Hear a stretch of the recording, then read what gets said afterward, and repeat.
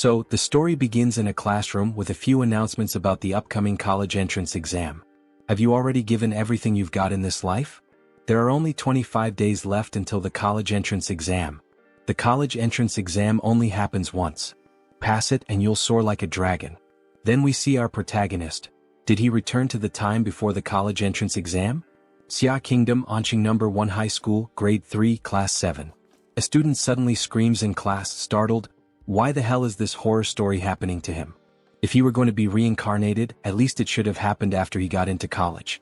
Since ancient times, humanity on the Blue Star has been plagued by a catastrophe, the invasion of the secret realm. The secret realms are connected to another world, one filled with terrifying monsters. From time to time, they exploit cracks between realms to invade the human world. A powerful monster can destroy several nations and threaten all of human civilization. To fight against this threat, humanity developed a beast gene system. By injecting beast genes to awaken a monster model and unlock genetic talents, only these warriors are capable of saving human civilization. This caused warriors to enjoy a much higher status and treatment than ordinary people. Warriors came to be held in far greater esteem than the average person. The entire Blue Star entered an era where martial strength is everything. Everything else is secondary, only martial cultivation stands above all. Then the system begins to issue a few notifications. Complete world traversal introduction. Traversing host body, Ehe. Now implanting memories, Ehe, a high school student. Look, that trashy he is having another nightmare again, haha. That kind of loser still wants to try to get into college? All the students start bullying him. Why doesn't that loser just drop out and go home, live out his life as some damn ordinary worker until he dies?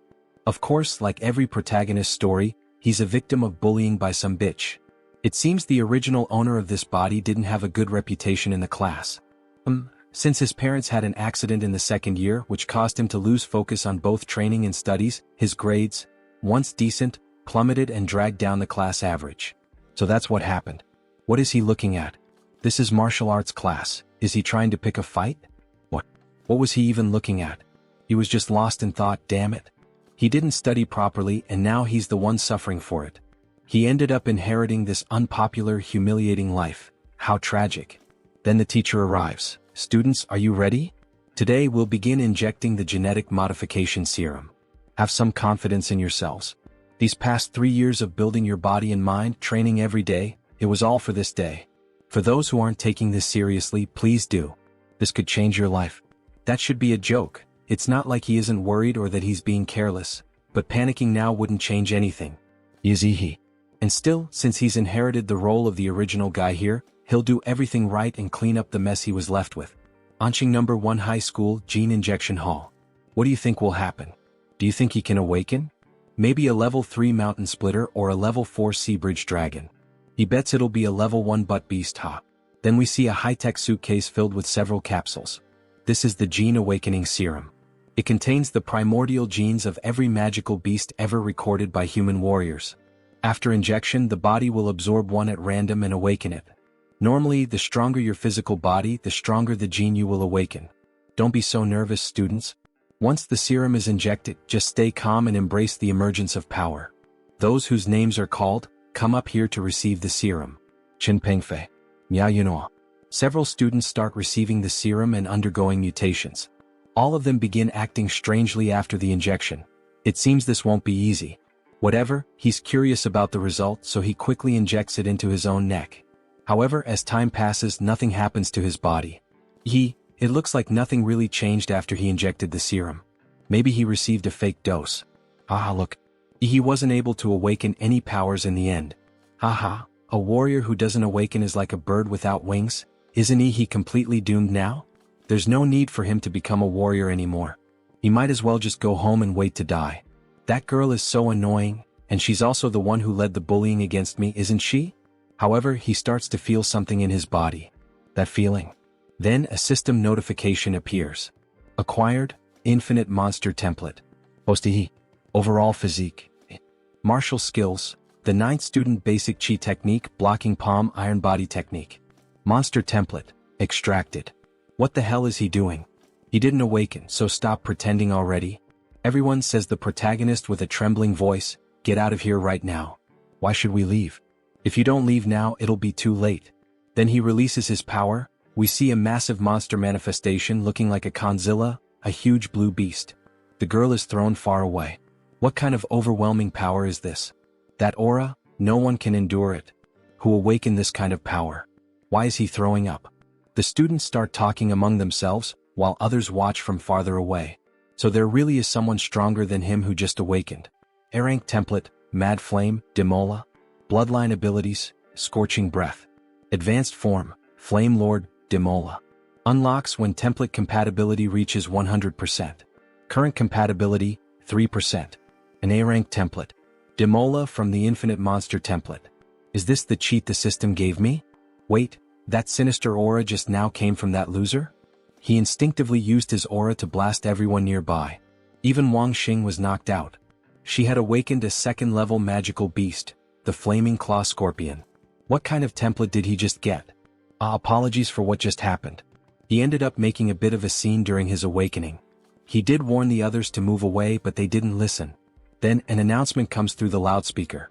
All third-year students who have awakened must now proceed to the testing building to examine what kind of magical beast gene you've awakened and to test your martial arts level. All students. Genetic Advancement Detection Device. It can test both the magical beast gene and the individual's martial level. Li Xinyuan from our class awakened a third-level magical beast bloodline, the Rapid Spine Insect. He was really lucky. He used to be just average in our class before the awakening. Now he's number 1. Strong bloodlines really are unfair. Chu Zhou truly lives up to his title as the top student in the grade. He's not only a level 9 martial apprentice, but also awakened a high-tier bloodline among the third-level types, the Ice Demon Dragon. This time the champion of Anqing City has to be him. Did you see that Miss Lu, who is also a level 9 martial apprentice, awakened too? Damn. A rare 4th stage bloodline, a lesser sparrow. The highest scorer in the province. If a 4th stage bloodline beast appeared in its true form, it could destroy most of a city. Warriors are as weak as ants in front of them. Only grandmasters are capable of standing against them. Their awakened beast templates are all ranked as stage 3 or 4. So why is he ranked as class A? Next, from class 7 grade 3, Ihi. Hey wait, what's all this commotion? All the students present are excited to see the information about Ihi. That boy has such a strong presence. I hope I can be like him one day. Wow, what a dream of a guy. Maybe it's best to start building a good relationship now to have a strong network in the future. Among many other flattery-filled comments. This world really does revolve around martial power. Then he walks up to the capsule to measure his powers. This is Ihi. With that kind of aura he just displayed, his level must be high. What kind of bloodline could release that kind of pressure after awakening? This time, our number 1 is making a breakthrough. So his name is Ihi? He's truly someone worth looking forward to. Only basic information available, all other data is? Class 7 Ihi, Martial Disciple Stage 3, Beast Bloodline. Unknown? Martial Disciple Stage 3? Even his younger brother in middle school could beat him. What a disgrace, what a disappointment. Unknown bloodline? Maybe he doesn't have one at all. Exactly, what kind of decent bloodline could someone at stage 3 possibly have? It seems like everything that happened before was just a loud fart. He really is still that same hopeless loser. As expected, the template wasn't detected, but that triggered the Infinite Monster Template prompt. Infinite Monster Template Upgrade Guide. Can be done by completing quests or increasing your reputation. You can get additional monster templates by completing quests or increasing your reputation. Current number of draws, 0. His rank template might be different from everyone else's, which means, as long as he meets the conditions, he can extract monster templates infinitely? Then he will become the king of monsters. What? You want to take a break to study at home and come back for the college entrance exam? Do you really think anyone will believe you're actually going to study at home? Teacher, he truly wants to improve. He knows he's fallen far behind, and now he needs to go through special training. If he follows the same pace as everyone else, there won't be any hope for him. You know this. If you want to become a warrior, the only path is through college. He knows he has awakened a bloodline, but his foundation is still too weak. There's no way the protagonist can pass the college entrance exam like this. So get ready to repeat the year and try again next time. There's no need to rush. Teacher, he's desperate to get better. Maybe he doesn't fully understand yet, but he has awakened a powerful bloodline, and the harder he trains, the better his chances of success. Look into his eyes. Those are the eyes of sincerity. He would never dare lie to the teacher. Alright, those eyes do look sincere. Fine, but get ready to return to this teacher next year and repeat the grade. So our protagonist starts walking through the city. His parents' house had been mortgaged for $600,000, and with the accident compensation of over $1 million, he now has a decent amount of starting capital. To improve his power right now, he has two options. One is to level up as a warrior, and the other is to increase the contract rate with the Timora template. According to the data from the Infinite Monster template, each template begins with just one compatibility point, but Timora clearly has 3 compatibility points. Where did the other 2 come from? There's only one answer. The Timora template absorbed the power from the Genetic Awakening Serum and gained 2 compatibility points. This shows that gene-related serums in this world can enhance your template's abilities. Rather than training to death like a regular warrior, spending money to raise his template's compatibility is more suitable for him. He needs to hurry and buy gene enhancement serums. Then, as he swipes his student card at the terminal, he's startled by something.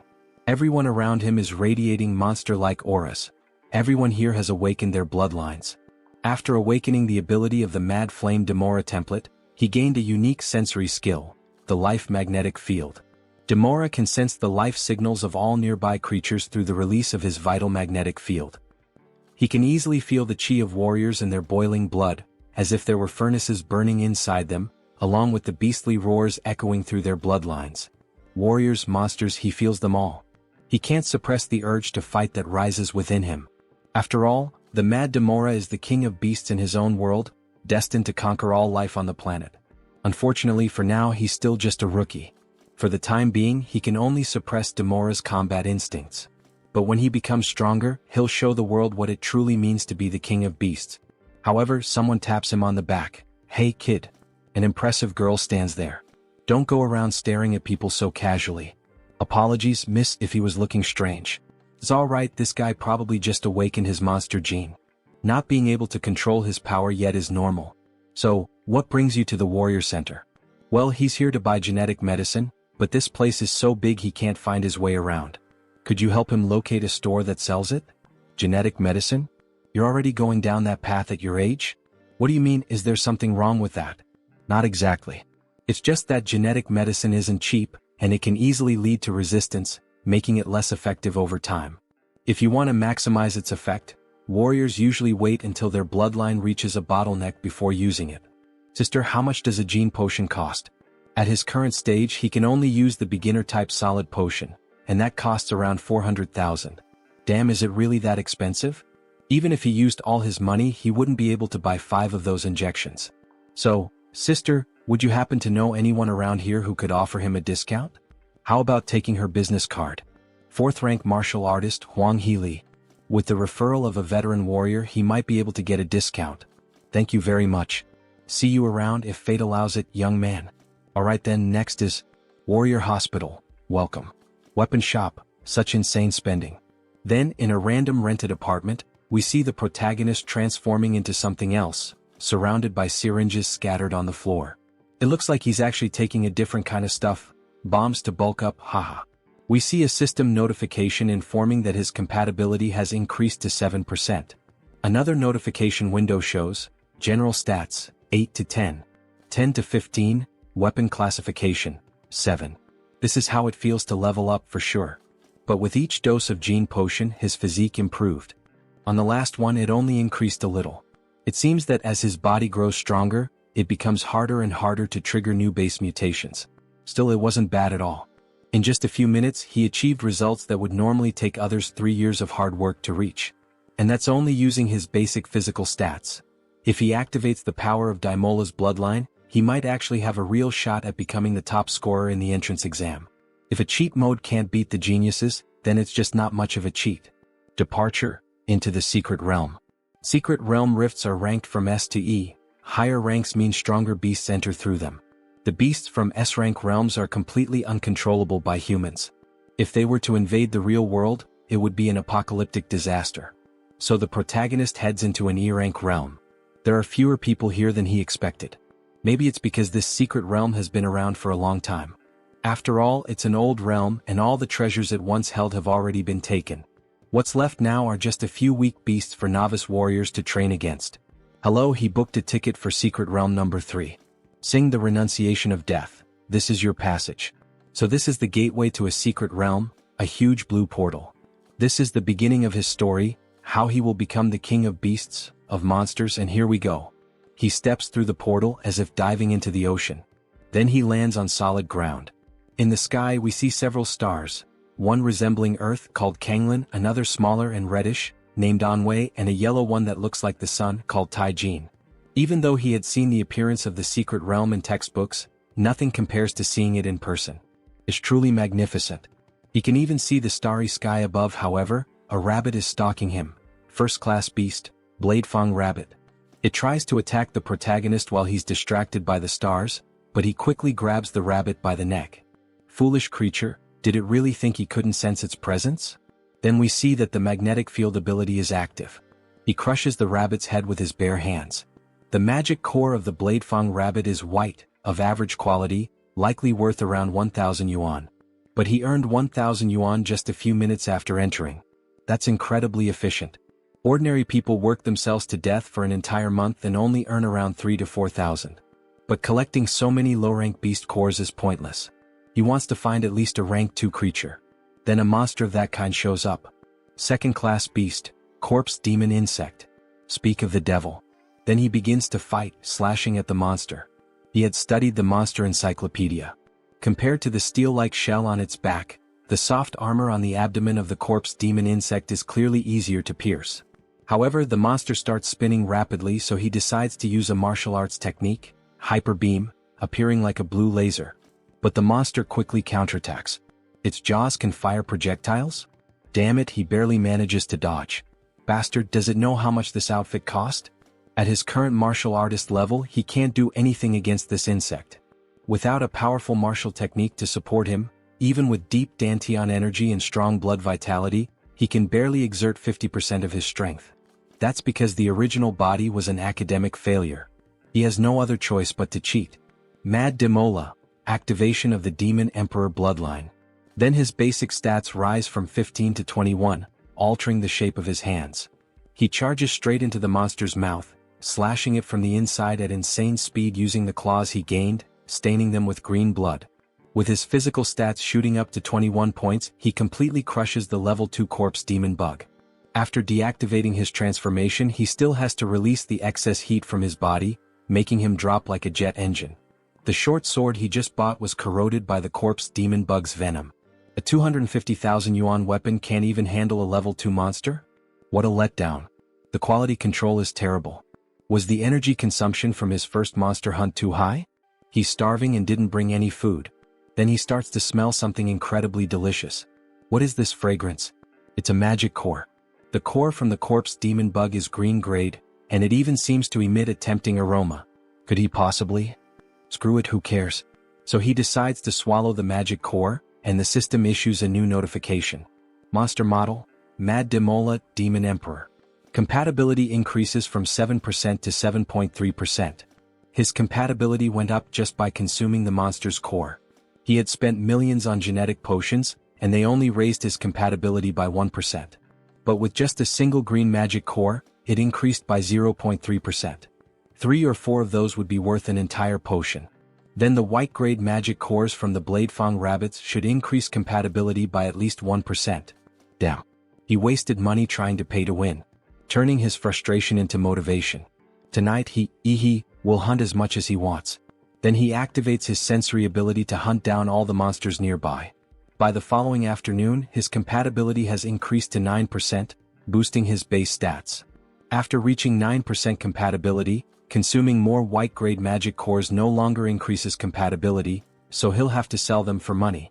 He heads to a shop, where he has a total of 20 white magic cores and 4 green magic cores.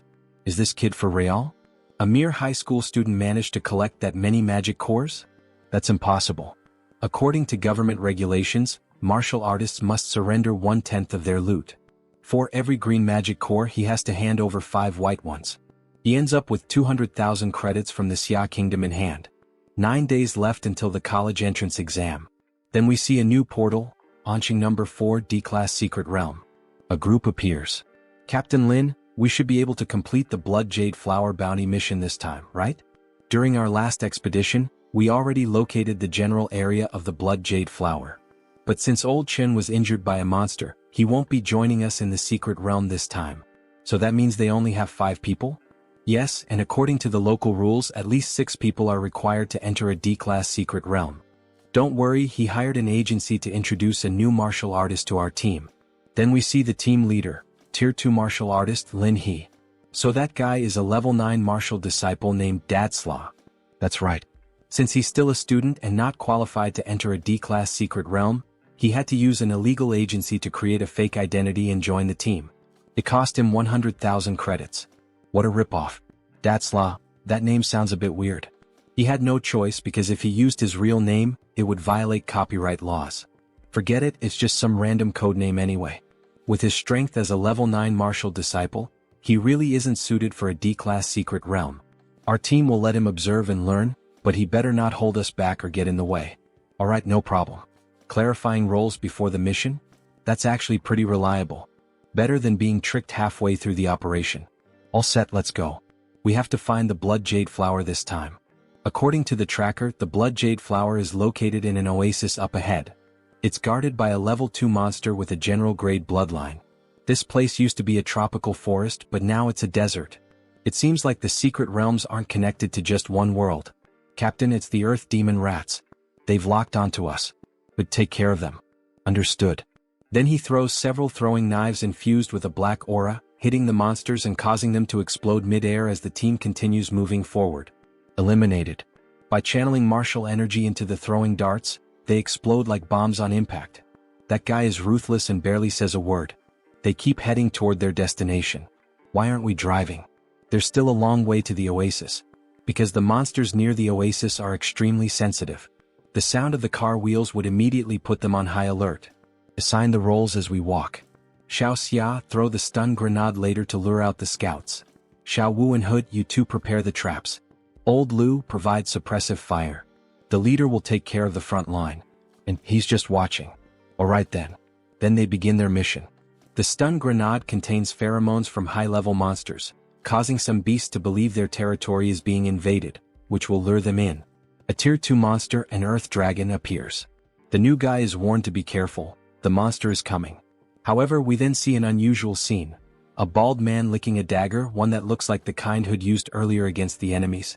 The team continues fighting, even managing to sever the Tier 2 monster's head. Captain Lin, the Earth Dragon, is dead, let's keep moving forward. However, just as Captain Lin is talking, the monster raises its arm, ready to strike him. But our protagonist is already prepared to save him. He swats the monster's hand away and fires a Kamehameha-like blast into the monster's back. He's just a martial novice, yet he has the power to shake a Tier 2 team. What a powerful punch. His heavy, mountain-crushing fist brought it down. He killed a Tier 2 magical beast. Nothing too special. Thanks for saving the captain, now they're comrades. After walking for quite some time, they finally arrive. Captain Lin, the Earth Dragons have been taken down. This time, we also collected the Earth Dragon's soul essence. A great harvest. That red, shiny thing is really worth that much? It just looks like a big fruit. Of course it is valuable, it can greatly enhance the model.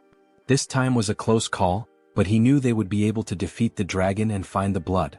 Suddenly, no need to think about that now, Captain Lin. Hood stabs him from behind. Captain Lin. The girl screams. What the hell is happening here? What the hell did he do to the captain? Doing what? Isn't it obvious? Clearly he's doing it to get rich. Does anyone know this bald guy? Peng robs martial artists of the loot they find in the dungeons. He's watching us now, that bastard. His blade is poisoned. Uda, he's a traitor. How did you know about this place? Even your teammate only found out about the location of the blood jade flowers after entering the dungeon. It was those knives, he incorporated the information into it by using magic. He's very clever, hee. He suggests he goes back to school, the college entrance exams are coming up. Instead, he's walking hand in hand with death. Yes, the exams are coming up and there's a top scorer's title waiting for him. Fucking arrogant, so he throws a dagger, his disgusting bald freak barking in front of me is true arrogance. So loud. Time to take out the trash. Peng. This kid is kind of interesting. Uda, kill this boy and bring me his head. Yes, sir. Then he throws several explosive daggers. He surrounds himself with a shield to block the attacks. Be careful, Huda vanished from sight. Look up, he's up there. Martial technique, mountain splitter. Perfect opportunity to test his new ability, looking a bit like Piccolo from Dragon Ball. He channels energy into his forehead and releases a powerful beam from his hand, piercing straight through the enemy. Just one move was enough to take the enemy down. Is he really just a novice martial artist? He even cracks a joke mimicking cowboys. Genetic technique. What great family is he from? Family? He's from the Damonra clan. Is he planning to beg for mercy now? Brat. Even with a genetic technique, he still can't bridge that massive martial gap. Then the bald man begins to transform into something monstrous like a bear. Bloodline activation. Black Bear Tyrant of Terror. Martial technique. Peak Shaker. He charges forward at Ihi with great speed. Alright, first his leg. Ihi fires another burst of energy, managing to dodge the incoming attack. Second-tier martial artists really are incredible. His atomic breath couldn't even melt the ankle bone. After dodging yet another direct attack, he quickly launches himself into the air. He taunts the bald man. Already done? Now it's his turn. He begins to emit blue lightning from his hands. Fused core, mountain-crushing fist. He starts unleashing a flurry of rapid punches at the bald man, not even giving him time to breathe. A classic muda attack like in JoJo. The enemy falls to the ground, his body completely battered. Wow, he's seriously powerful. The group is left in disbelief at what they've just witnessed. In truth, he has a genetic technique that emits toxic gas, which is despicable. A wicked martial artist like him will definitely face punishment. He curses him. With a serious expression, the protagonist is about to finish him off. The number of people who curse him keeps growing. Who is he supposed to be? In the next scene we see a huge stage, and City Central Sports Stadium. Then an announcement is made over the megaphone. Hello students. Enrollment for this year's martial arts school is about to begin. They would like to wish everyone good luck in martial arts. The college entrance exam follows a competition format. Candidates compete in pairs. The winner advances to the next round. The exam lasts for 3 days, with the first 2 days dedicated to preliminary matches. The students who advance will take the final exam on the 3rd day. Each student will fight in 3 matches during the preliminaries, and those who are successfully promoted will continue competing until the top scorer of this year's college entrance exam is selected. What you, the candidates, carry on your shoulders is the future of humanity. Therefore, please show your true potential during this exam, not only for yourself but for the sake of humanity. I now announce that the advanced exams of N-City have officially begun. We then see several battles taking place at the same time, with different people and various powers. However, something unusual is happening at Arena 6. The audition for ring number 6 seems to have encountered a problem, as one of the candidates has not yet arrived. Upon checking, the 2 competitors listed are Huang Tongtong and Yi He, both from N-City No. 1 High School.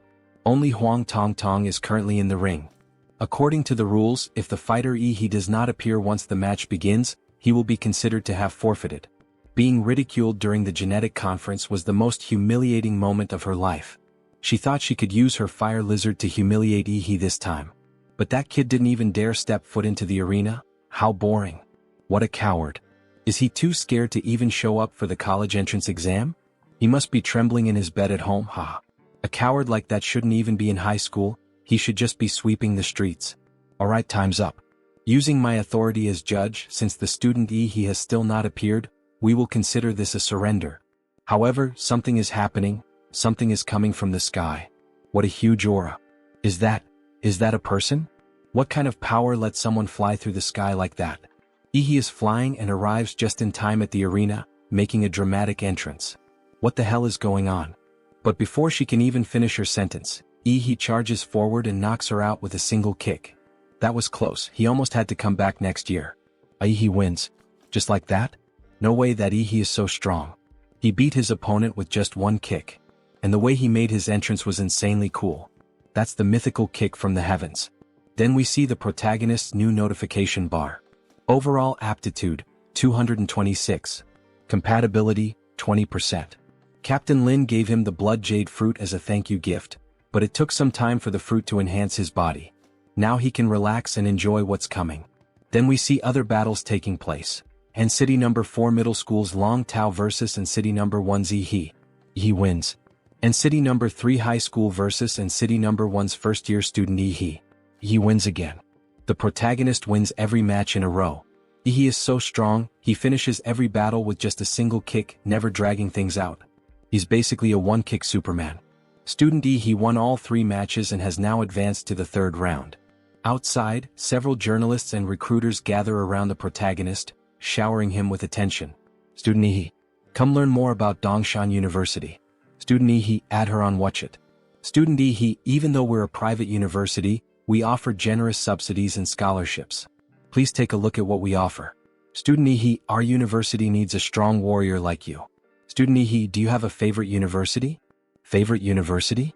Yes, he wants to go to Huadu University. He seems so arrogant after making it to the finals, but he'll come begging for help once he gets slapped in the face later. Student E, make sure to contact them if he ends up failing. No one really believes he can pull it off and get into Huadu University.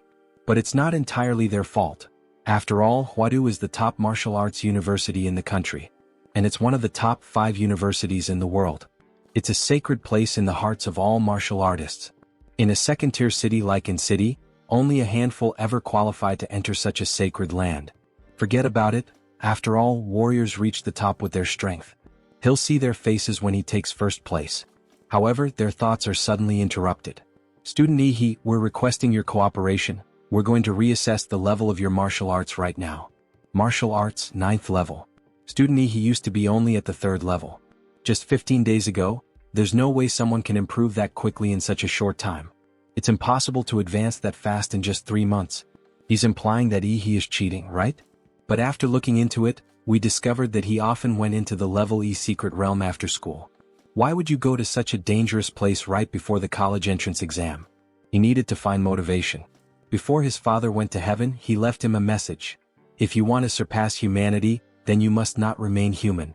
So, he kept going into the secret realm to fight, and in one fierce life-or-death battle, he broke through his own genetic limit. What? He broke his genetic lock? That's not possible. We need to report this immediately. Somehow, he's become a major target of observation. Then, on the internet, many parents are wishing good luck to all the children taking the exam. Just do what you can, son. Do your best, my child. If you pass, we'll throw a banquet in your honor. There are even live broadcasts conducting street interviews with the parents and friends of the examinees. But there's no one cheering for him. He's truly an orphan nobody cares about. But we see that, in fact, his teacher is rooting for him. Keep fighting, He can do this. Then the next battle is about to begin. He versus the other student, Luo Xian. It's Luo Xian. He remembers that Luo Xian ranked first among the 3rd-year students. Big brother Luo Xian is an 8th-level martial artist who awakened a rare 2nd-tier magical beast bloodline, and both his parents are warriors. His opponent is finished. Alright, you can make the first move. Aha, he really doesn't know who his opponent is. But whether he knows or not, the outcome of the match won't change. What you said is correct. The result is that he will definitely win, and he hopes his luck is good. Otherwise, he'll die right here. Then Luo Xian transforms his hands and charges directly at He.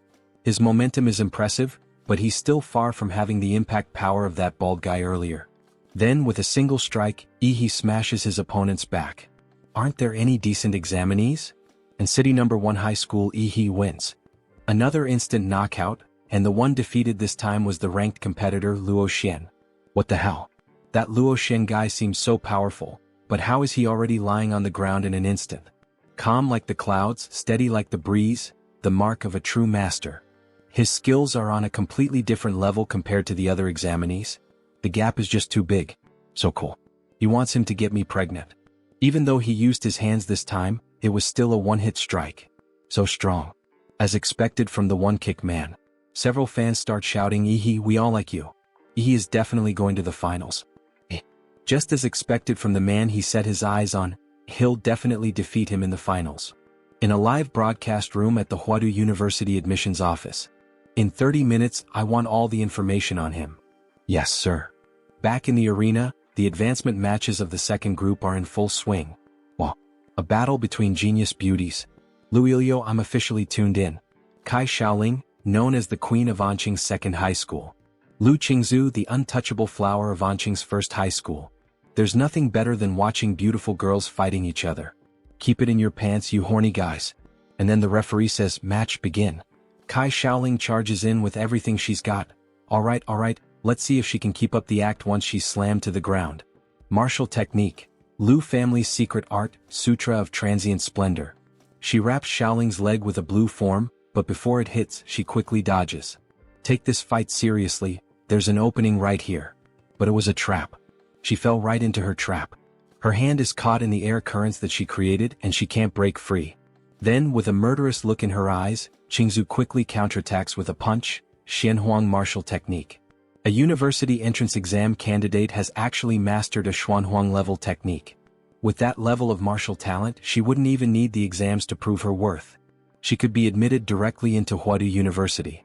However, Xiaoling transforms into her signature form, a tiger. Bloodline awakening, Shadow Clan's Tiger King. That girl has just awakened a royal 3rd level bloodline, the Tiger King of the Shadow Clan. Royal bloodlines are notoriously hard to control, let alone the famously ferocious tiger of the Shadow Clan. That girl's future is limitless. Now show me your inferior phoenix bloodline. No, even like this it's enough. This is enough? Who the hell do you think you are? You think someone below the martial artist level can challenge me? Then Qingzu lightly dodges Xiaoling's attacks, spinning her completely, but Xiaoling counters with a double leg strike. Qingzu responds with a special move called Jade Finger, which touches the sole of Xiaoling's foot. The martial energies of Lu Qingzu and Kai Xiaoling collided with tremendous force. The arena was engulfed in a cloud of dust from the impact. Who would emerge victorious in the end? It's Kai Xiaoling, she's the only one still standing in the arena. Wait, Kai Xiaoling has collapsed from exhaustion. Lu Qingzu is still standing in the arena. With nothing but martial techniques, she completely dominated Kai Xiaoling, who was also at the 9th stage of martial disciple and had awakened a royal bloodline. Truly worthy of being called the genius of the century. Lu Qingzu victorious. Holy shit, Queen Lu is insanely strong, literally legendary. I'm calling it now, she's going to be the top scorer in the city of Anqing. Anyone disagree? To the guy above who said she'll be the top scorer, do you even know what bloodline she awakened? A 4th grade inferior phoenix. 4th grade bloodline? What kind of monster is that? Most actual martial artists wouldn't stand the slightest chance against her. Now the drawing for the next round is about to begin. The next name drawn is Yi He from Anqing First Senior High. Group A. Then we see a huge guy saying he's also in Group A. So it looks like they'll be facing each other. He is Shen Guan from Qingfeng Private School. Yi He from Anqing First Senior High. They're scheduled for the second match, so why not watch the first one in the meantime? Luoshi is so strong. He repeated a school year specifically to get into Huadu University. His control over his bloodline awakening is really refined. But against that Chuzhou he didn't stand a chance. Chuzhou? Yeah, also from his school. Don't tell me you didn't know. Winner Chuzhou. Damn, lost right at the beginning. Principal of Qingfeng Private Senior High School. How does this Luoshi compare to me? I'm the president of the martial arts club in the final year at Qingfeng Private High. In terms of combat power, even with my 2 other teammates combined, they still haven't managed to bring me down. Honestly, for this year's exams, he thinks the protagonist is the only real threat. Since childhood, my senses have been exceptionally sharp. He can tell, he is like a dormant volcano, there's a beast inside him. Let's go. Now it's our turn. Top 8 Advancement Tournament, Match 2. Both of them stare each other down, their auras clashing. So with that, Yi and Sun Guan faced off in the arena. The host announced the second match of the top 8 qualifiers. Sun Guan from Qingfeng Private High, and Yi from In-City First High. As the competition to advance from the top 8 to the final 4 in In-City's college entrance exams reached its peak, Sun Guan's fist collided with Yi's in an explosive impact that sent debris flying. The solid platform beneath them cracked apart and exploded, forming a massive, deep crater with a thunderous boom. The sound pierced the audience's ears, and the shockwave distorted their vision. Sun Guan sneered, thrilled the moment Yi managed to meet his attack with strength equal to, or maybe even greater than, his own. Though blood streamed from his nose, there was no trace of anger on his face, only pure excitement. He had finally found an opponent who could match his power, and it thrilled him to his core. He quickly realized the nosebleed must be a result of Yi's bloodline ability, a mysterious power that could directly target and destroy an opponent's cells. But it didn't matter, he already knew how to deal with this kind of minor obstacle. He narrowed his eyes at Yi, calculating. Using his martial energy, Sun Guan formed a protective barrier around his body, shielding himself from Yi's nuclear radiation. His eyes gleamed with appreciation as he praised Yi's martial technique. It was truly impressive. Yi was a real monster, not someone to take lightly. In that case, he'd respond with martial arts passed down through generations of the Sun family. Sun Quan activated his family's technique, the Shape Wolf Fist, following it up immediately with the Deer Peak Strike. Swift and lethal like a venomous snake, with a piercing force rivaling a stag's antlers, his double fists moved like lightning. He was caught off guard, unable to dodge, his body momentarily frozen. The twin blows broke through Ihi's defense and landed squarely in his lower abdomen. He staggered back, clutching his stomach in pain, and spat out a mouthful of fresh blood. Ihi, once known as the one-kick Superman, had just taken a real hit for the first time. But before he could even catch his breath, Sun Quan was already charging at him with another powerful technique, the Bear Crash. Sun Quan's attacks weren't just physical. He had fused his martial energy into his body, which amplified the damage he dealt. And it certainly didn't help that all of Ihi's previous opponents had been weak, completely outclassed. They had no real combat experience and clearly neither did he. Ihi lifted his arms to block the incoming strike, but was caught off guard when Sun Quan's arms suddenly extended and became flexible, wrapping tightly around him and pulling him into a crushing hold. He had only been half right about Sun Quan's martial art. Sun Quan could not only inject martial energy into his own body, but also use it to suppress Ihi's, temporarily locking his ability to use any martial arts. Then without pause, Sun Quan unleashed the A-Pearl technique, slamming Ihi through the air and sending him crashing across the arena. And while Ihi was still in the air, Sun Quan shifted smoothly into the Tiger Pounce technique, and landed a solid uppercut, then immediately followed up with the Eagle Dive, just as his opponent was about to crash back down into the arena. At this point it was like watching a one-man zoo in action. Sun Quan boldly declared his intent to win this match in a landslide. Under no circumstance, he claimed, would Ihi be able to defeat him. He launched himself headfirst into Ihi, smashing into the arena in a brilliant, devastating impact. As debris flew in every direction, crossing his arms, Sun Quan laughed with satisfaction, convinced the match was already his. With such a relentless and overpowering assault, he believed Ihi had no chance to recover, let alone strike back. He was certain this was already in the bag. Outside the arena, the medical team began preparing to intervene, as the Shape Wolf Fist combination techniques, unleashed by the champion of Qingfeng Private High, would have been fatal to any ordinary martial artist. As the dust began to settle, the host, more of a clueless entertainer than an expert, was already beginning to declare Sun Quan the winner. But just then the supposed victor felt a terrifying presence looming behind him. What the hell was that? Such a massive aura, coming from a mere martial disciple? Sun Quan turned around and was met with the biggest shock of his life. A giant paw, armored in thick, impenetrable scales, and tipped with razor-sharp claws, stepped forward through the clearing dust. A voice rang out praising Sun Quan's strength, but telling him he was simply unlucky to be matched against him. If it was any comfort, Sun Quan was now the first person to witness his awakened form, the manifestation of his savage trace Demora bloodline. Dripping with sweat, Sun Quan stood frozen in fear, staring at the terrifying beastly embodiment before him. Apparently, when a high school student can manifest the physical form of their magical beast, they qualify for direct admission to Hadu University, no entrance exam required. The host, stunned, announced that no one had expected that in the small city of Anqing, aside from Lu Qingzhu, a martial arts genius, there would also be a bloodline prodigy. To think that Ihi's bloodline awakening had reached such an overwhelming level, it was truly terrifying.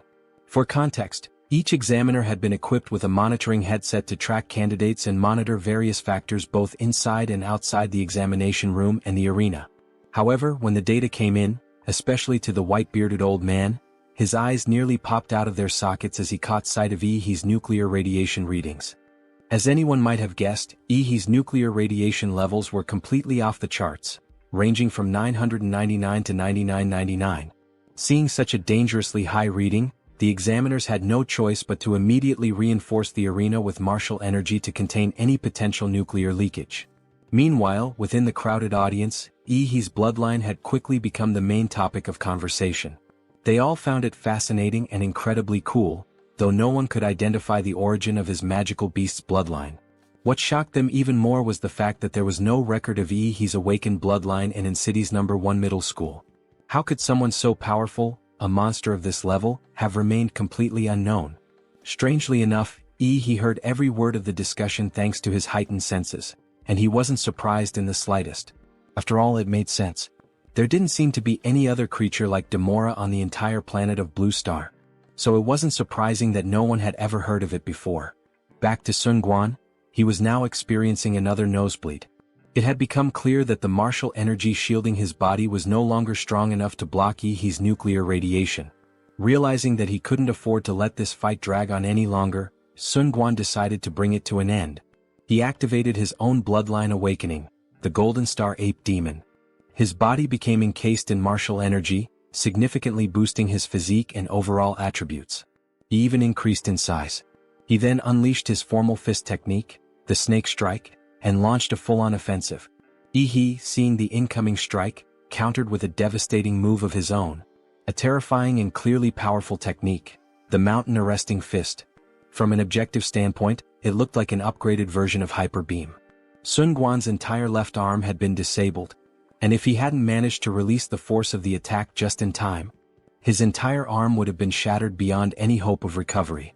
He now realized how much of a scene he had made earlier, boasting without ever having gone all out. Now that he finally had, it felt like a slap in the face. As for Yi, this guy was completely immersed in the fight, so much so that he had abandoned any restraint he might have had. He stood over a clearly dominated Sun Quan, acknowledging that he was impressive, but this was the end of the road for him. The current outcome, he made clear, could no longer be changed. Witnessing the activation of Sun Quan's bloodline, the host announced with excitement that in the second match of this year's top 8 to Final 4 round of the college entrance exams, a third-order king bloodline had appeared, and his opponent, someone wielding an unknown and incredibly powerful magical beast bloodline, made this a truly rare and remarkable battle. Sun Quan steadied himself, assuming a stance and forcing calm into his thoughts. He needed to evaluate the situation rationally. Now that Yi's bloodline had awakened, his strength was beyond comprehension. A direct confrontation was no longer viable, especially since Sun Quan could no longer suppress his martial energy effectively. His only option now was to retreat strategically, and wait for a chance to counterattack once an opening appeared. On the other side, Yi launched into a rapid charge toward him, warning the larger fighter not to lose focus. But as soon as Yi closed the distance, Sun Quan made a tactical retreat. At the same time, he activated his formal fist technique, the Snake Strike.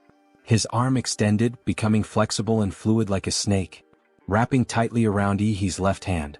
With his left hand momentarily restrained, Yi was caught off guard for just a split second, a distraction that gave Sun Quan the narrow opening he needed. Seizing the moment, Sun Quan swiftly maneuvered behind him. He noted that Yi hadn't been able to shake him off as expected, but in truth, his goal had been to reposition himself from the beginning. Now that he had the angle, Sun Quan leaped high into the air, and came crashing down on Yi, with a force that felt like the weight of 1,000 tons. The sheer pressure of the attack would have completely immobilized any other candidate, but Yi managed to evade the bone-crushing stomp with ease. Once again, Sun Quan executed a tactical retreat, springing back in 2 massive leaps. The moment his attack failed to land, he believed he had created enough distance between them, but when he looked up, he was startled to see Yi calmly watching him the entire time, arms folded across his chest. Then, with a sudden burst of power, Yi released his terrifying aura, and declared that it was now his turn to go on the offensive. The instant he raised his right foot, he appeared in front of Sun Quan, unleashing yet another devastating mountain-arresting fist. But just as the attack was about to land, Sun Quan unexpectedly dropped to his knees, and admitted defeat. He surrendered respectfully, leaving Yi momentarily speechless. He hadn't expected this outcome at all. He'd been fully fired up, ready to launch into his next move. But Sun Quan was giving up now. What was he supposed to do now that he was all fired up? Damn, this was seriously uncomfortable. Letting out a heavy sigh, he exhaled a fiery breath, muttering that holding back all this energy was making him feel unbelievably stifled. Still, rules were rules. Once one party surrenders, the other loses the right to continue the fight. The host officially declared Yi as the winner, and the crowd erupted, cheering like crazed fans, shouting that he was incredible, that he was cool. Meanwhile, on nearly every media platform, Yi and Sun Guan's match had become the top trending topic. Sun Guan, now the subject of ridicule, was being humiliated as fans compared his confident attitude before the match with his surrender afterward. At the same time, Yi's popularity skyrocketed. His fan base exploded overnight, with supporters creating a dedicated chat group, where full videos of his entrance exam matches were shared and discussed. They unanimously declared Big Brother Yi the guaranteed top scorer of this year's college entrance exams. And according to them, not even Chu Zhou or Lu Qingzhu would be a match for him. Elsewhere, the principal of Qingfeng Private High was trembling with barely contained fury. He had pinned all his remaining hopes on Sun Guan after Lu Asha's earlier loss, so when Sun Guan finally appeared, he wasted no time expressing his anger. How could Sun Guan admit defeat? Did he have any idea how much money had been invested in his training?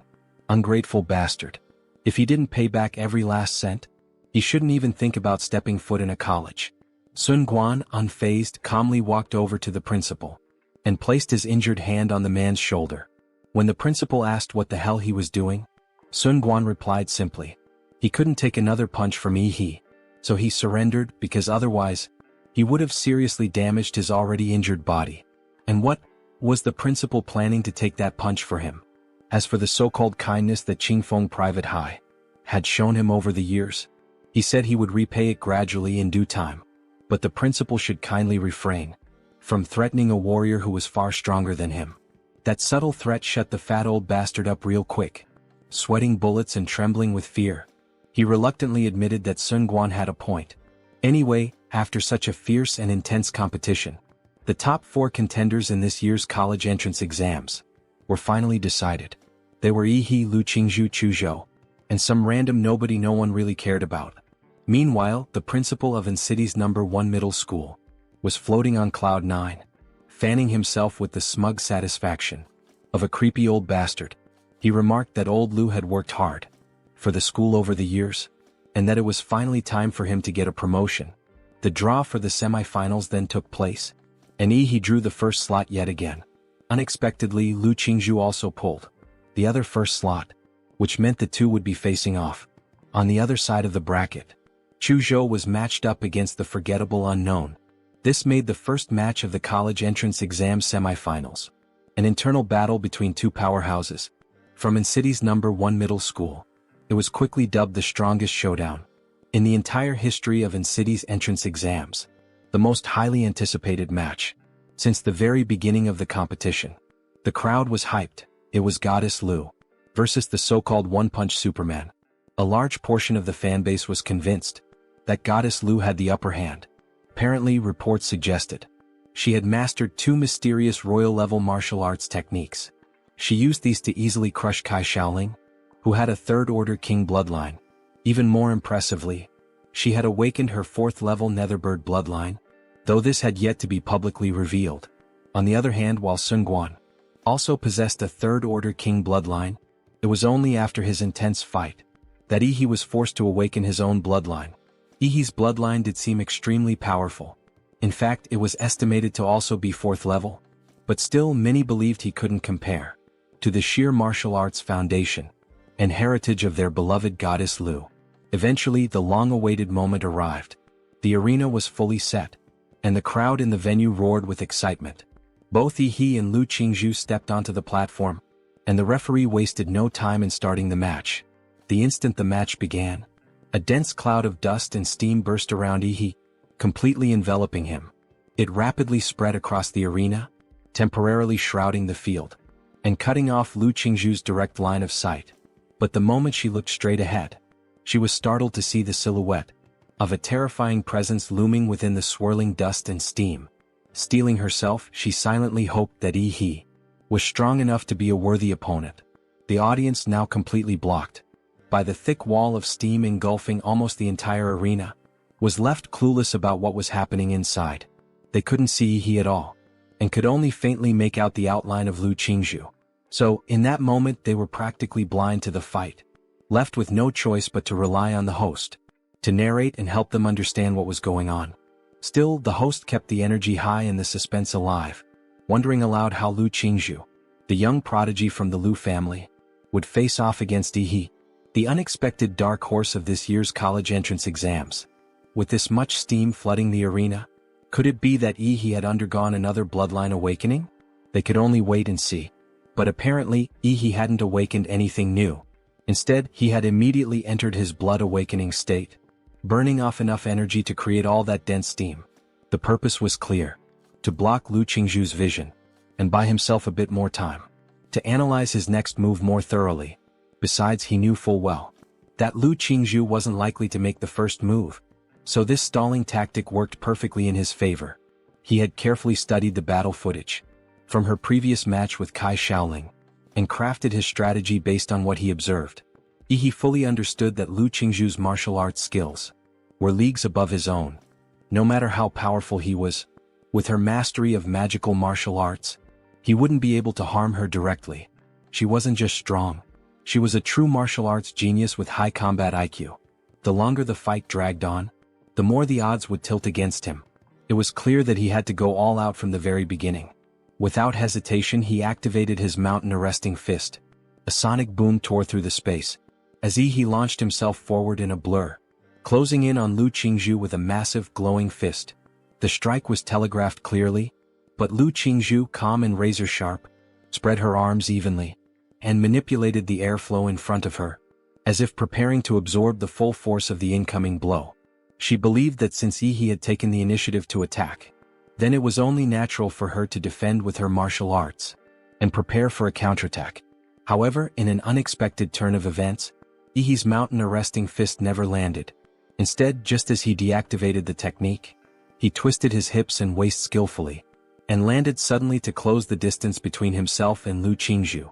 Then, using his martial energy, he manifested Demora's thick tail behind him, swinging it like a flexible steel whip that sliced through the air, and struck at Lu Qingzhu's lower body from the side. What the hell? He had completely tricked her. In all her years of fighting since childhood, Lu Qingzhu had never encountered a situation where an opponent clearly committed to a fist technique, only to suddenly switch to a whip attack. When masters fight, crucial shifts often happen in the span of a few short seconds, and now her rhythm had been thrown off entirely. She immediately performed a series of backflips to put some distance between herself and Ihi. But Ihi wasn't going to let such an opening slip by, now that his opponent had clearly lost her flow. Relying on his powerful physique, he launched into a relentless pursuit, attacking with fierce intensity in order to press his advantage. The very moment Lu Qingzhu tried to regain balance, Ihi was already upon her again. Meanwhile, on the live broadcast, viewers watched in shock, as Lu Qingzhu was caught off guard by Ihi's deceptive maneuver, and was quickly pushed into a disadvantage. Some online began to criticize Ihi for using underhanded tactics, but others defended him, arguing that in battle, everything was fair game. Regardless of public opinion, Ihi's assault was too fierce, too unrelenting, leaving Lu Qingzhu with no room to breathe or escape. An endless barrage of attacks rained down on her, like a meteor shower falling from the sky. At one point, Lu Qingzhu managed to channel her martial energy, and created enough force to push Ihi back slightly, giving her the chance to break free. Or so she thought, because in that very instant, he transformed his right hand into a beast-like form equipped with deadly claws. And it was clear Lu Qingzhu wasn't getting away so easily. Suddenly, his dark, formidable claws were imbued with martial energy, as they tore forward, ripping through the air with lethal intent. Fortunately for Lu Qingzhu, she was quick enough to sense the danger. With skillful precision, she flipped horizontally in the air, just narrowly avoiding the lethal claws that Ihi had projected, which were imbued with his martial energy. The claws exploded behind her as she gracefully landed. But of course, her dear classmate didn't give her any time to breathe. Ihi was upon her once again, leaving no room for respite. The battle returned to its previous rhythm. Ihi on the offensive, unleashing an endless barrage of attacks, and Lu Qingzhu on the defensive, blocking wave after wave of his strikes. Ihi roared with intensity, his fists swinging out like afterimages, constantly compressing the space Lu Qingzhu could use to escape. At one point, she couldn't help but wonder why Ihi wasn't showing any signs of exhaustion, despite the relentless intensity of his attacks. It seemed as though her opponent possessed tremendous physical strength and stamina. Lu Qingzhu had mastered two mysterious royal martial arts, one of which was the Liu family's secret art, the floating shadow, a defensive technique, and the other the Hanyuan jade finger, which was more offensive in nature. If she had the opportunity to use either of these techniques, she could easily escape from Ihi's onslaught, but it was as if Ihi had anticipated this, denying her any chance to do so. From the looks of it, she wouldn't be able to hold on much longer, before she was forced off the arena, which would result in a loss by eviction. While her face remained cool and composed, inwardly Lu Qingzhu was sweating with anxiety. Cornered and with no other options left, she realized it was time to use her trump card. He immediately sensed the shift in the air, as Lu Qingzhu activated her bloodline awakening, the Netherbird, and in that instant, just as he was about to land a punch, he quickly retracted his fist and stepped back. The reason? Dark purple sparks erupted from Lu Qingzhu's body, accompanied by the sharp, high-pitched cry of a bird. He saw Lu Qingzhu soaring into the sky, and the Demora's blood coursing through his body began to boil, as if he sensed the provocation of another creature, one of a very high level of life. Plump, dark purple wings grew on Lu Qingzhu's back, and under the light, the wings shimmered with a spectrum of colorful hues. The dark purple wings didn't need to flap, as the wind element naturally lifted Lu Qingzhu into the air, her amethyst-like pupils fixed directly below, staring down at the dark blue demon on the arena. The air seemed to spark with the fighting spirit shared between the two. The host loudly and enthusiastically announced that although Lu Qingzhu was still far from mastering the true form of her bloodline, she had managed to develop the most significant organ of her bloodline, the wings of the Netherbird. For the first time, the Netherbird was on full display, courtesy of none other than our genius beauty Lu Qingzhu. Subsequently, the live broadcast platform exploded in activity, as comments poured in like a tidal wave. After her bloodline awakened, Lu Qingzhu extended her slender jade finger, pointing it at Yi as her fingertips turned a transparent jade color. In a cold tone, she warned Yi to be careful, admitting that she couldn't control her strength in this awakened form. Really? Yi replied excitedly from below. I'm glad you said that because up until now, I've only exerted about 50% of my strength. I guess I can finally go all out. Don't disappoint me. Accompanied by a strong wind that swept across the entire arena, Lu Qingzhu appeared behind Yi in an instant, like a bolt of lightning. Before he even registered her presence, he thought he smelled a faint and beautiful fragrance. Lu Qingzhu activated her mysterious royal martial art, the Hanyuan jade finger. He immediately turned and activated his atomic blast fist, a crystal blue light glowing on his fist.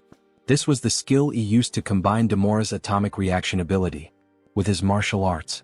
The elegant jade fingertips collided with the ferocious blue magic fist, causing a massive energy reaction where the two forces met. A huge explosion of light and heat followed, blinding the audience with the brilliance of the impact and the powerful gust of wind. In the arena, both fighters were blown away by the turbulent airflow at the same time. Lu Qingzhu's dark purple wings flapped, and the wind elements naturally gathered around her, offsetting the force of the impact from being blown away. Using this momentum, she broke through the smoke and dust, heading straight for Ihi.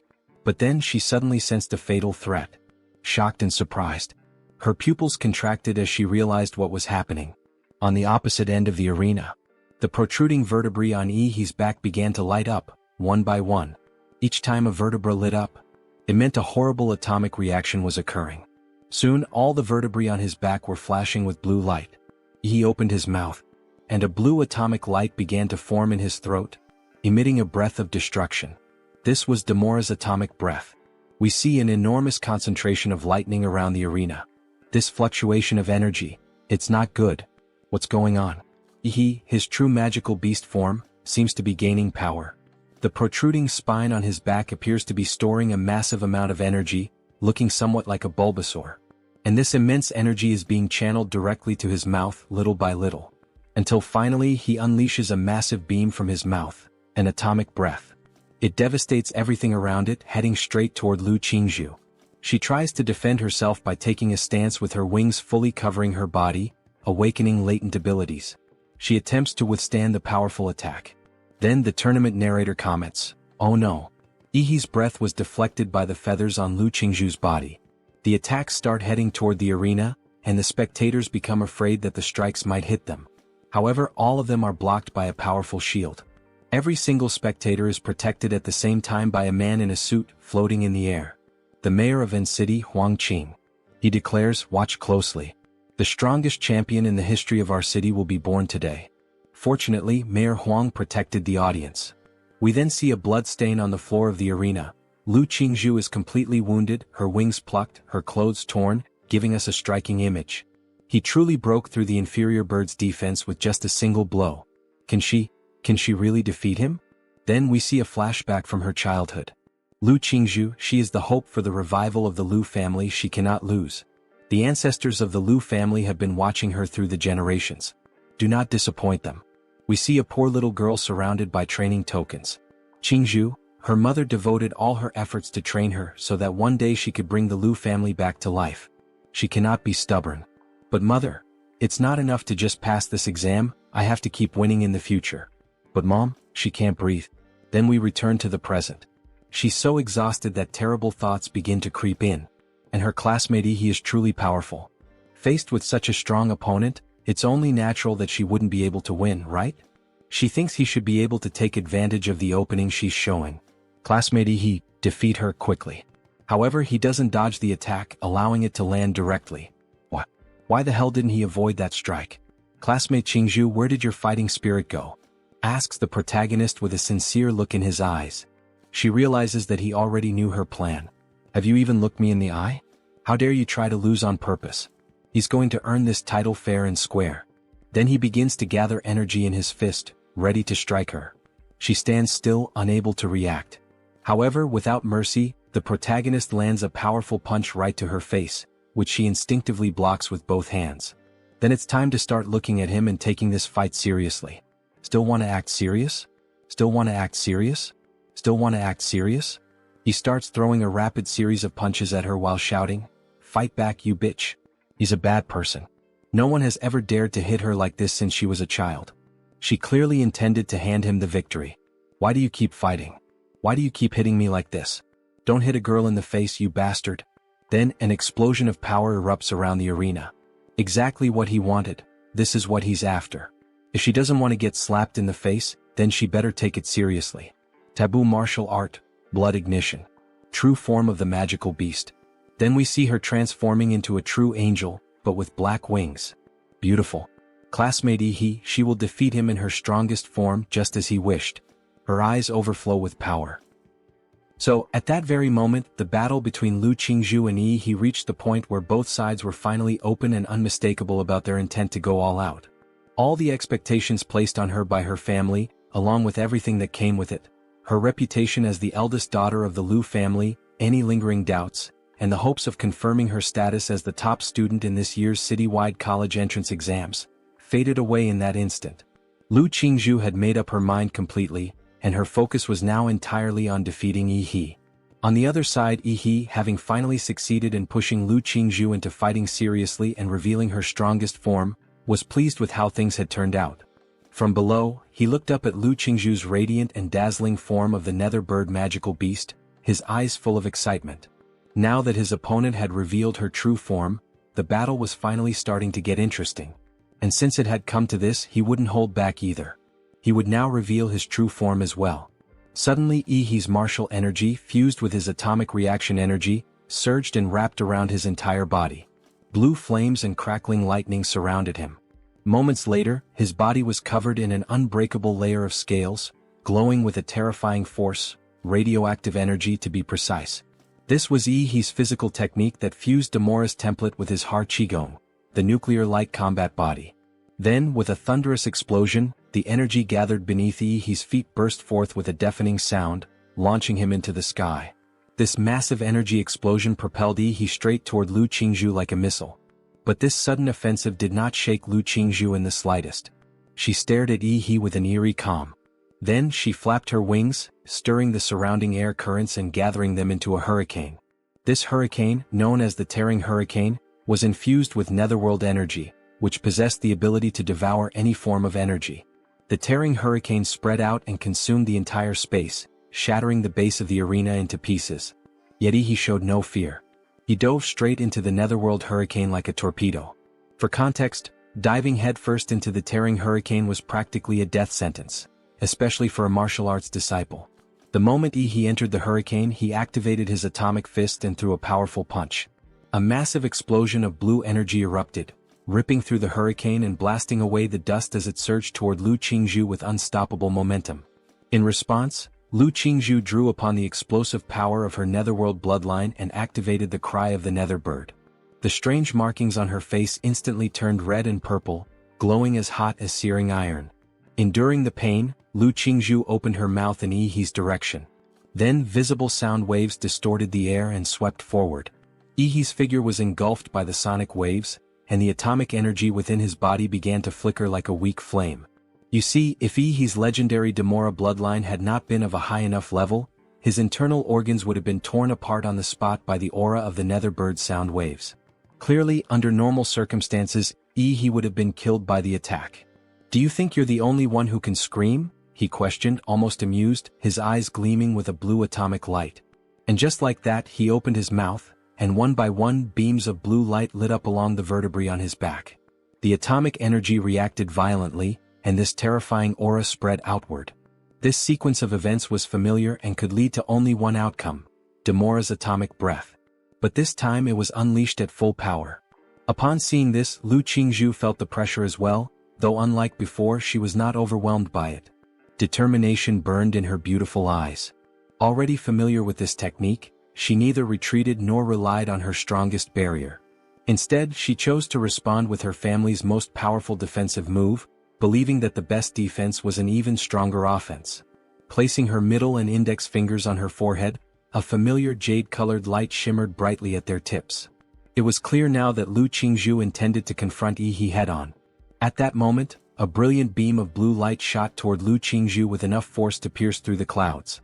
You see, the outcome of this attack would determine the winner of this battle, because after releasing the atomic breath at full power, Yi's body would be unable to produce any further atomic reactions for a while.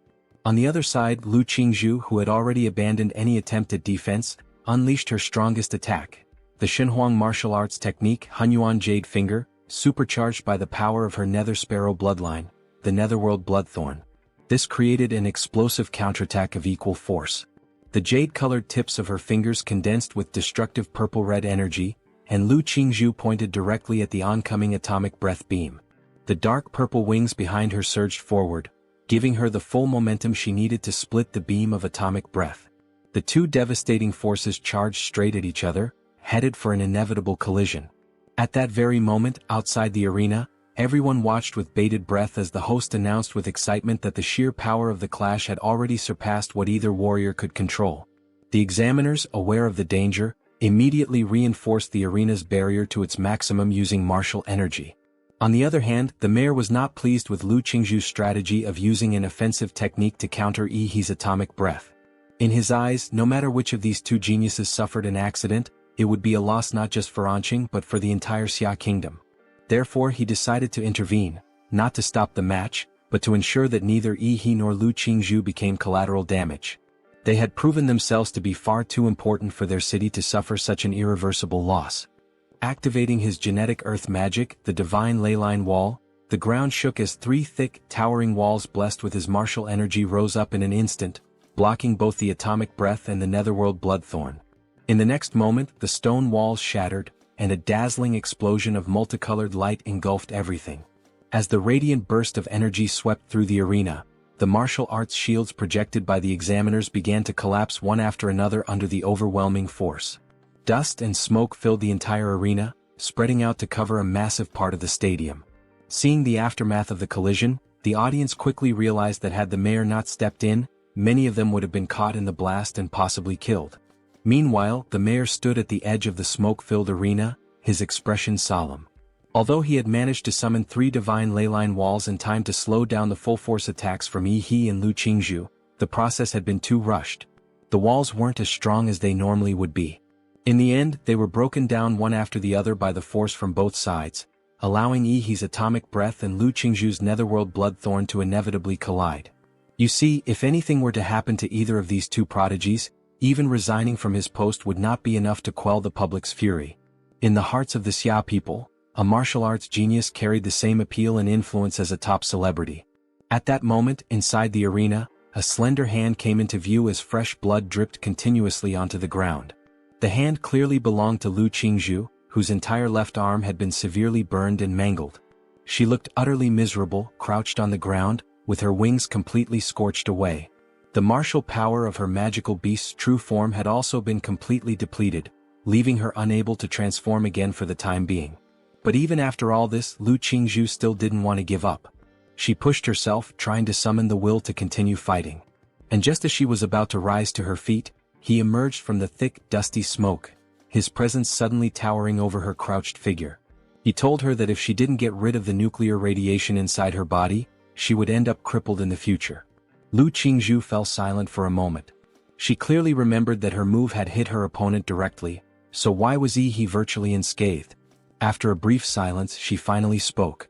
She wanted to understand why he had pushed her so hard.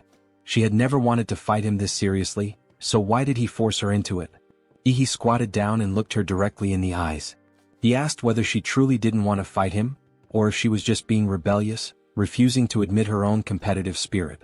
He said that when she was fighting with all her strength just now, he could clearly feel her desire to win. Lu Qingzhu was left speechless upon hearing this.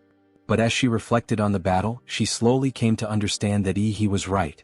Just moments ago, she had been focused solely on defeating him. That's why she had abandoned all defense and poured everything into her attack. But then she began to question herself. She had always believed she hated fighting and had even wanted to lose to he as quickly as possible. And yet, during that moment she had felt it, a shift. An exhilarating feeling of fighting, not for her family, not for expectations, but purely for herself. Her drifting thoughts were cut short when he gently placed a hand on her left shoulder. The unexpected touch made Lu Qingzhu suddenly blush as red as a cherry tomato. He then told her the reason why she had lost so decisively. She had been distracted by too many conflicting thoughts during the fight, something that would always lead to defeat against strong opponents. He absorbed all the nuclear radiation from Lu Qingzhu's body and stood up. As she looked at her now healed arm in confusion, he casually remarked that she was still the strongest opponent he had ever faced. He said that if fate allowed them to meet again in battle, he hoped she would give it her all from the very beginning so they could have a battle in its purest form. This comment deepened Lu Qingzhu's blush even more. In that moment she began to see he in a different light. At the same time, the smoke and dust in the arena cleared. All cameras zoomed in on the center of the battlefield. Under the watchful eyes of the entire audience, he stood proudly. The referee waited a moment, and upon assessing Lu Qingzhu's condition, officially declared he as the winner. And with that, the first match of the semi-finals came to an end. In the next battle, Chu Zhou won without suspense, advancing to the final alongside he. Naturally, the final match, being the last battle and the ultimate climax of City's college entrance examination, would determine who would be awarded the title of City's top scorer. But truthfully, the biggest winner had already become clear. City's #1 middle school, which had managed to secure the entire final stage with only its students. The dark horse of City's #1 middle school he would now face off against the school's star prodigy Chu Zhou. On the live stream for the public, the number of viewers, already in the hundreds of thousands, had skyrocketed to tens of millions, all watching with breathless anticipation. And although the final match did not carry the same suspense as the semi-finals between he and Lu Qingzhu, this was primarily because he was simply too overpowered, not because Chu Zhou lacked talent. In any case, after witnessing he defeat Lu Qingzhu, no one held much hope for Chu Zhou. However, this did not shake Chu Zhou's fighting spirit in the slightest. He was a true warrior, someone who possessed an unwavering heart dedicated to martial arts. From the moment he first awakened his power, he had earned the admiration of thousands. But he had never let fame cloud his judgment or distract him from his training. Now, even when all eyes were no longer on him and he was not the favored candidate, he did not feel disheartened. In fact, Chu Zhou believed that when it came to pure willpower, he far surpassed Lu Qingzhu. And with that belief, he felt capable of standing toe-to-toe with he. At the referee's signal, the final battle officially began. "Come at me with everything you've got," he said, revealing a smile with gleaming white teeth and eyes that sparkled with anticipation. Despite having defeated the so-called strongest candidate, Lu Qingzhu, he had no intention of underestimating Chu Zhou. From what he had observed, Chu Zhou likely possessed the highest combat intelligence among all the candidates this year. Remaining composed, Chu Zhou brought his hands together and slowly opened them, and in his palms, an icy long sword began to condense. This was the manifestation of his bloodline ability, ice sculpture. A layer of frost-infused martial energy enveloped his entire body, effectively insulating him from the surrounding nuclear radiation. This clear countermeasure showed that Chuzhou had thoroughly studied Ihi's fighting methods and had come prepared. With unwavering focus in his eyes, Chuzhou launched into action using the 7-star steps. In an instant, his body blurred and left behind countless indistinct afterimages as he rapidly advanced toward Ihi. Then came the sound of a sharp whoosh. Hundreds of cold blades lunged toward Ihi from all directions. Yet Ihi remained motionless, not even bothering to distinguish the real Chuzhou from the many illusions. He had his own method for disrupting this barrage of shadows. Clenching his fists tightly, the muscles in his arms bulged and became as solid as iron bars. What was even more impressive, however, was the blue atomic and martial energy pulsing around his arms in thick waves. The radiant blue glow made the veins across his arms stand out vividly. With a sudden movement, Ihi unleashed his explosive fist, his punch slamming violently into the ground. The floor trembled and an enormous burst of blue energy erupted outward. With a thunderous boom, nuclear energy engulfed the area within a 10-meter radius around him. Forced by the blast, Chuzhou had no choice but to retreat. What a monster! Chuzhou stared at the dented arena, now looking like it had been bombarded by artillery fire, feeling a deep sense of dread. With his current defensive capabilities, there was no way he could face Ihi in a direct, head-on fight. In other words, was there truly any warrior of their age who could go toe-to-toe with Ihi in close combat? Even Xinguan, the monstrous prodigy from Qingfeng Private High known for his raw physical strength, had no choice but to admit defeat and surrender once Ihi's bloodline had fully awakened. At this moment, Chuzhou made a decision. Since close-quarters combat was out of the question, he would have to rely on long-range attacks to wear Ihi down. Chuzhou activated his awakened bloodline, the Ice Element Dragon. Crystalline, ice-like dragon scales emerged from his body. His eyes shifted into golden vertical slits, and a pair of obsidian black horns protruded from his head. With the power granted by his bloodline, he launched one of its signature techniques, Ice Pulse. In an instant, a fierce cold wind swept through the arena, and massive ice spikes formed a towering tsunami of ice, dozens of meters high, which surged violently toward Ihi. Now, while the Ice Dragon ranked lower than king-level bloodlines like the Shadow Tiger King and Venus Ape Demon among the third-tier magical beasts, in Chuzhou's hands, its combat power exceeded even that of Kai Shaoling and Xinguan. Both the audience and the examiners were stunned. With this tremendous bloodline power, a wave of ice engulfed the entire arena and the stadium, until now bathed in the scorching summer sun, plummeted in temperature to below freezing. The live stream, which had been non-stop in showing Ihi's dominance, suddenly went quiet. Ihi's critics erupted in celebration, proclaiming Chuzhou's handsomeness and labeling Ihi as a devil. Chuzhou breathed heavily. The sudden release of such overwhelming frost energy had put a heavy strain on his body. And though Ihi was now frozen solid within the thick layers of ice pulse, Chuzhou did not allow himself to relax. He wasn't foolish enough to believe Ihi would be taken down that easily. But just then, as the iceberg began to melt, comments on the live stream started pouring in rapidly, and from within the ice, Ihi's wide-open mouth became visible, emitting a brilliant blue atomic glow. A breath of annihilation had already begun brewing in his throat. And in the very next second, a blinding blue energy beam blasted through the iceberg and shot straight toward Chuzhou. Chuzhou, who had been cautious the entire time, stared wide-eyed in disbelief. He couldn't comprehend how Ihi had managed to break through such thick ice so quickly and with such ease. He immediately leapt backward, manipulating the ground beneath him to raise a massive icicle infused with martial energy to serve as a defensive barrier. When the blue energy beam slammed into the thick icicle, it triggered a thunderous explosion. Fortunately, Ihi's atomic breath this time was mainly intended to free himself from the frozen trap, so its power wasn't nearly as overwhelming as in previous attacks. Still, it was nothing short of excessive. Ihi's abilities were undeniably the most terrifying that any examiner had ever witnessed. Nuclear radiation, nuclear explosions, nuclear lasers? Was it even reasonable to expect a high school graduate to wield or withstand such destructive power?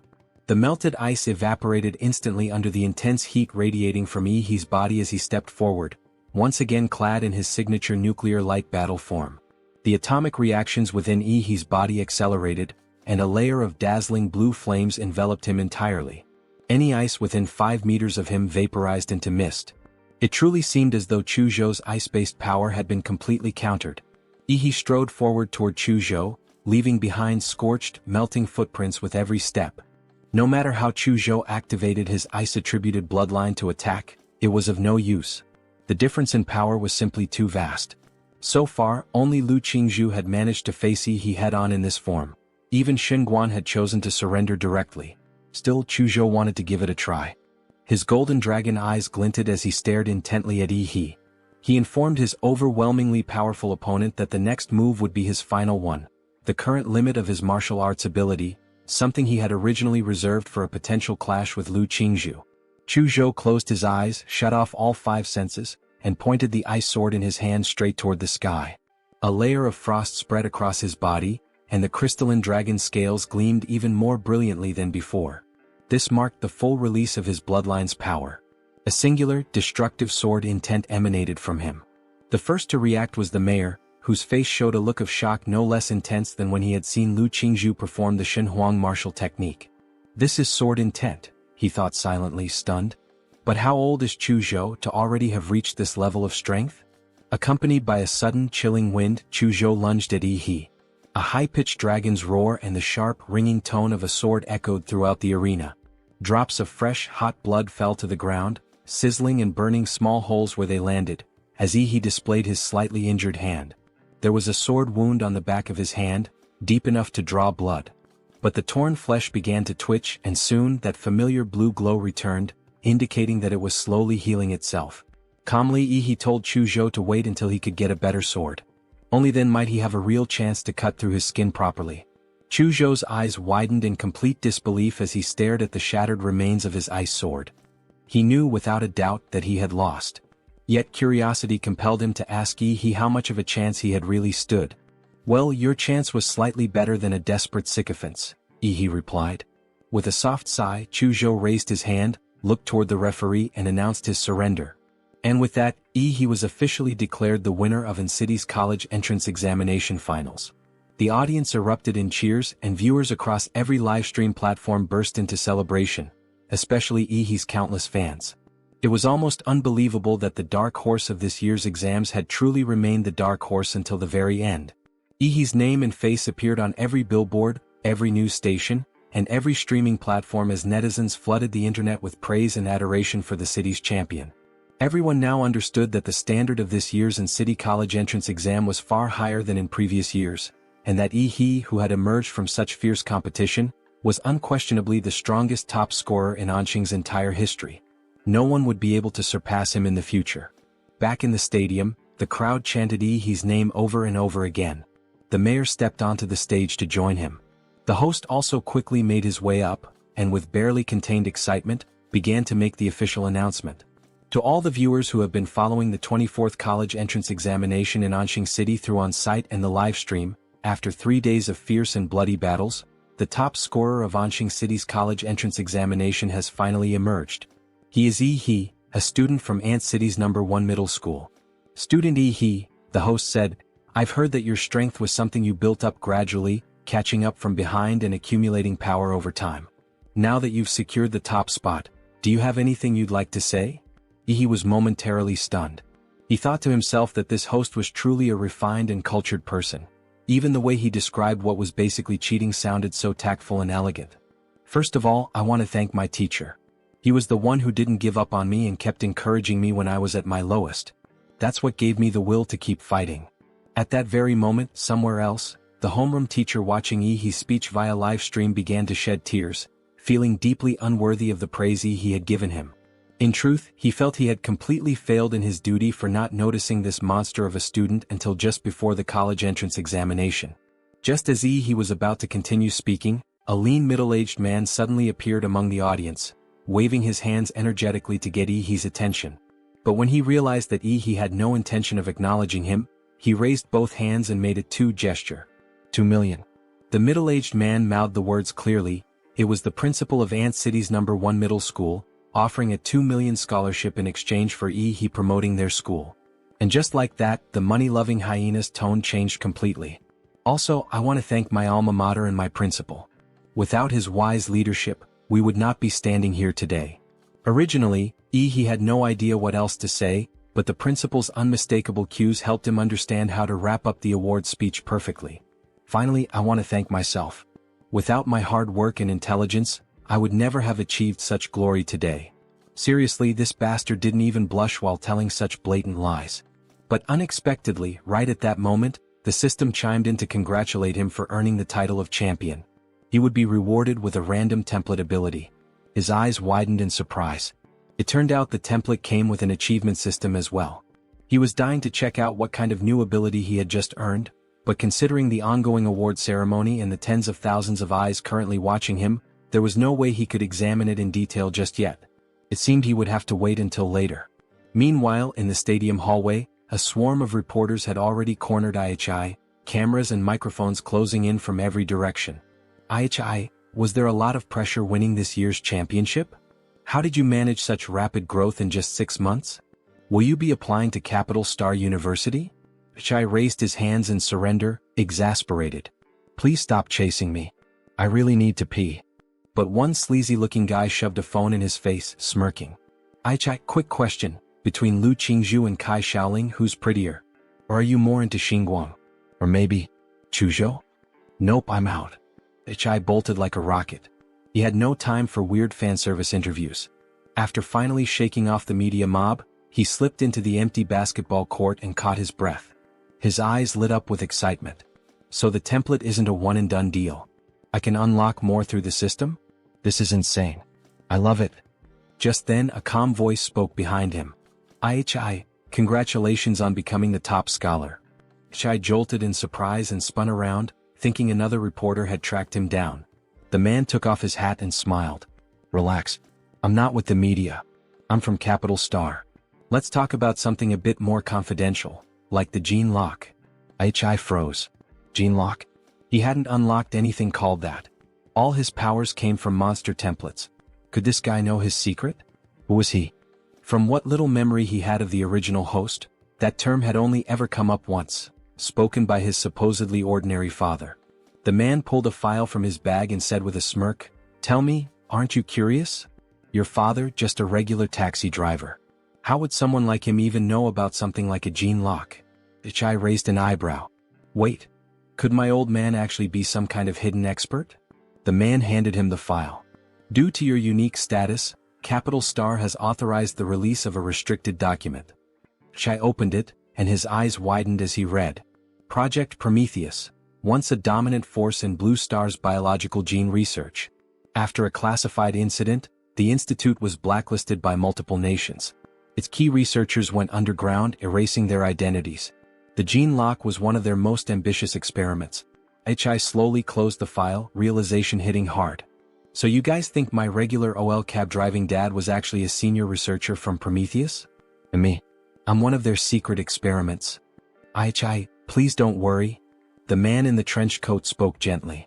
The government isn't here to threaten you. I'm only here to inform you. After all, as the person directly involved, you have the right to know the truth. It was clear he was worried that IHI might panic and do something reckless.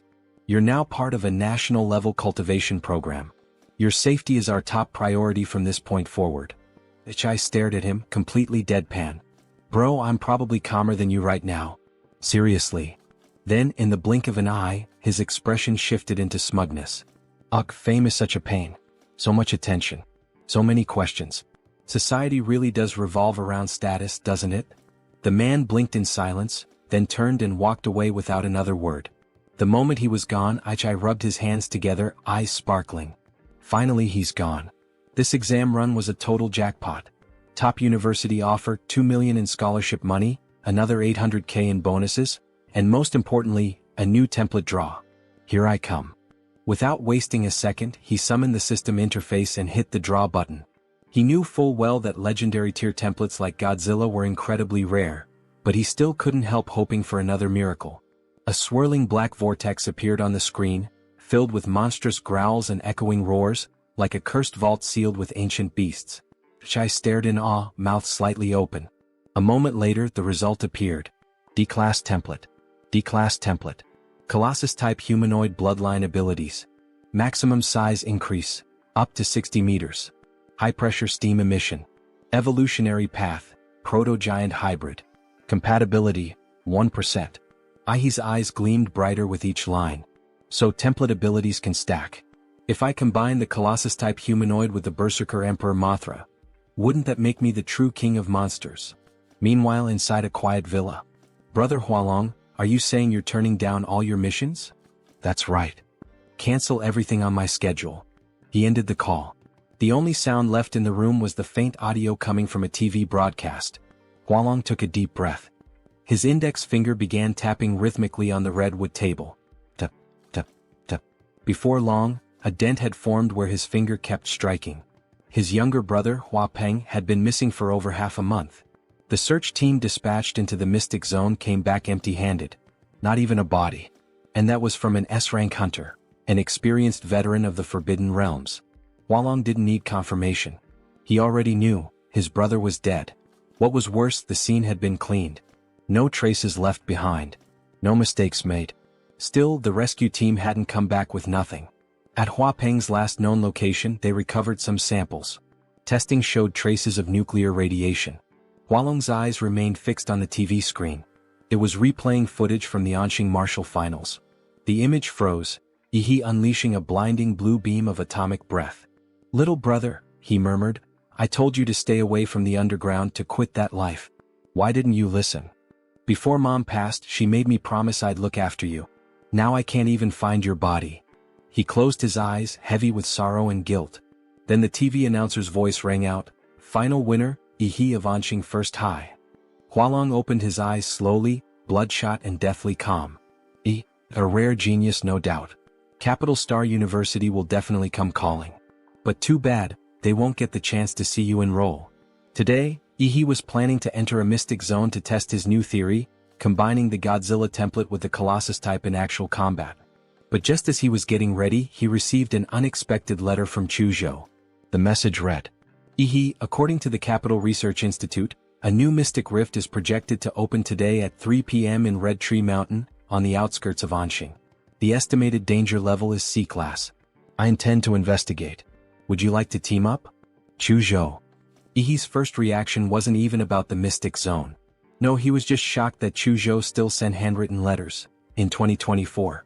Between his swordsman cosplay and his archaic way of speaking, Ihi was starting to seriously wonder, is this guy another transmigrator too? By 3 p.m., the once deserted Red Tree Mountain had become crowded. Over 1,000 fighters had gathered, among them elite warriors and members of high-tier organizations. At the base of the mountain, Ihi met up with Chuzhou, who now had a sword hanging at his waist. Ihi had grown stronger.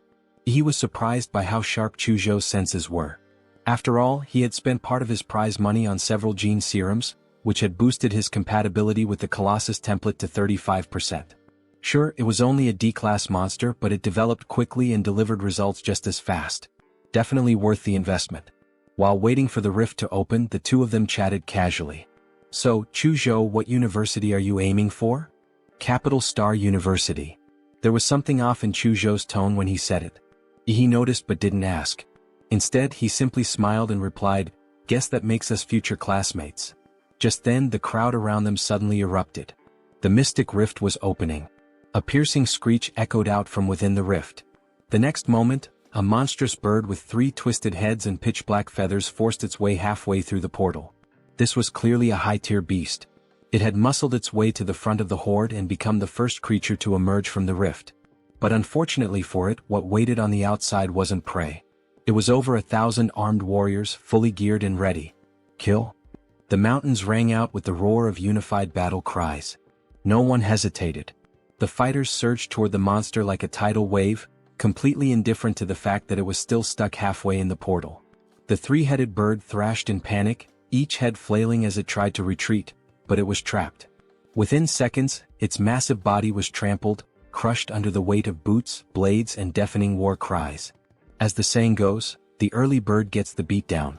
Ihi and Chuzhou, blending into the crowd, slipped through the rift right behind the first wave of warriors.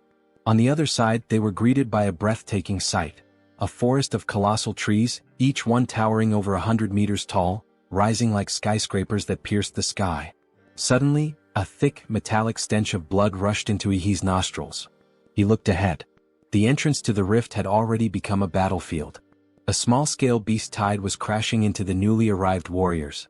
Screams, roars, and the clash of steel collided in the air, forming a brutal, chaotic symphony of war. He quickly realized these warriors weren't just here to loot the Mystic Zone, they were holding the front line for a reason. According to the Blue Star Defense Act, all licensed martial artists have both the freedom to explore Mystic Zones and the duty to protect the real world from any beast tide. Anyone who ignores that duty and allows a tide to break through into the outside world, resulting in civilian casualties, will have their warrior status revoked and be tried in military court. For a warrior, the greater the power, the heavier the responsibility.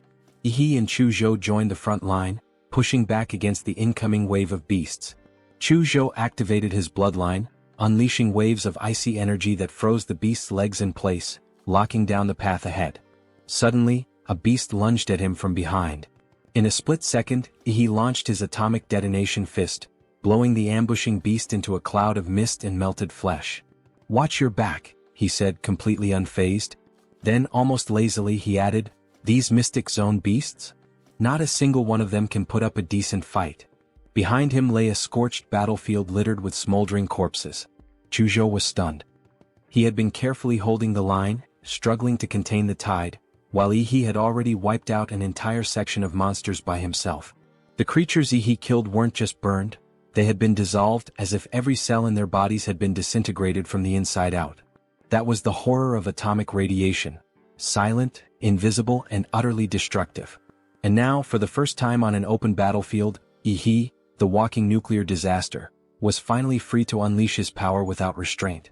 Roars and screeches echoed across the terrain as beasts charged him, only to melt into puddles of gore just meters away, cooked alive by the sheer heat radiating from his body.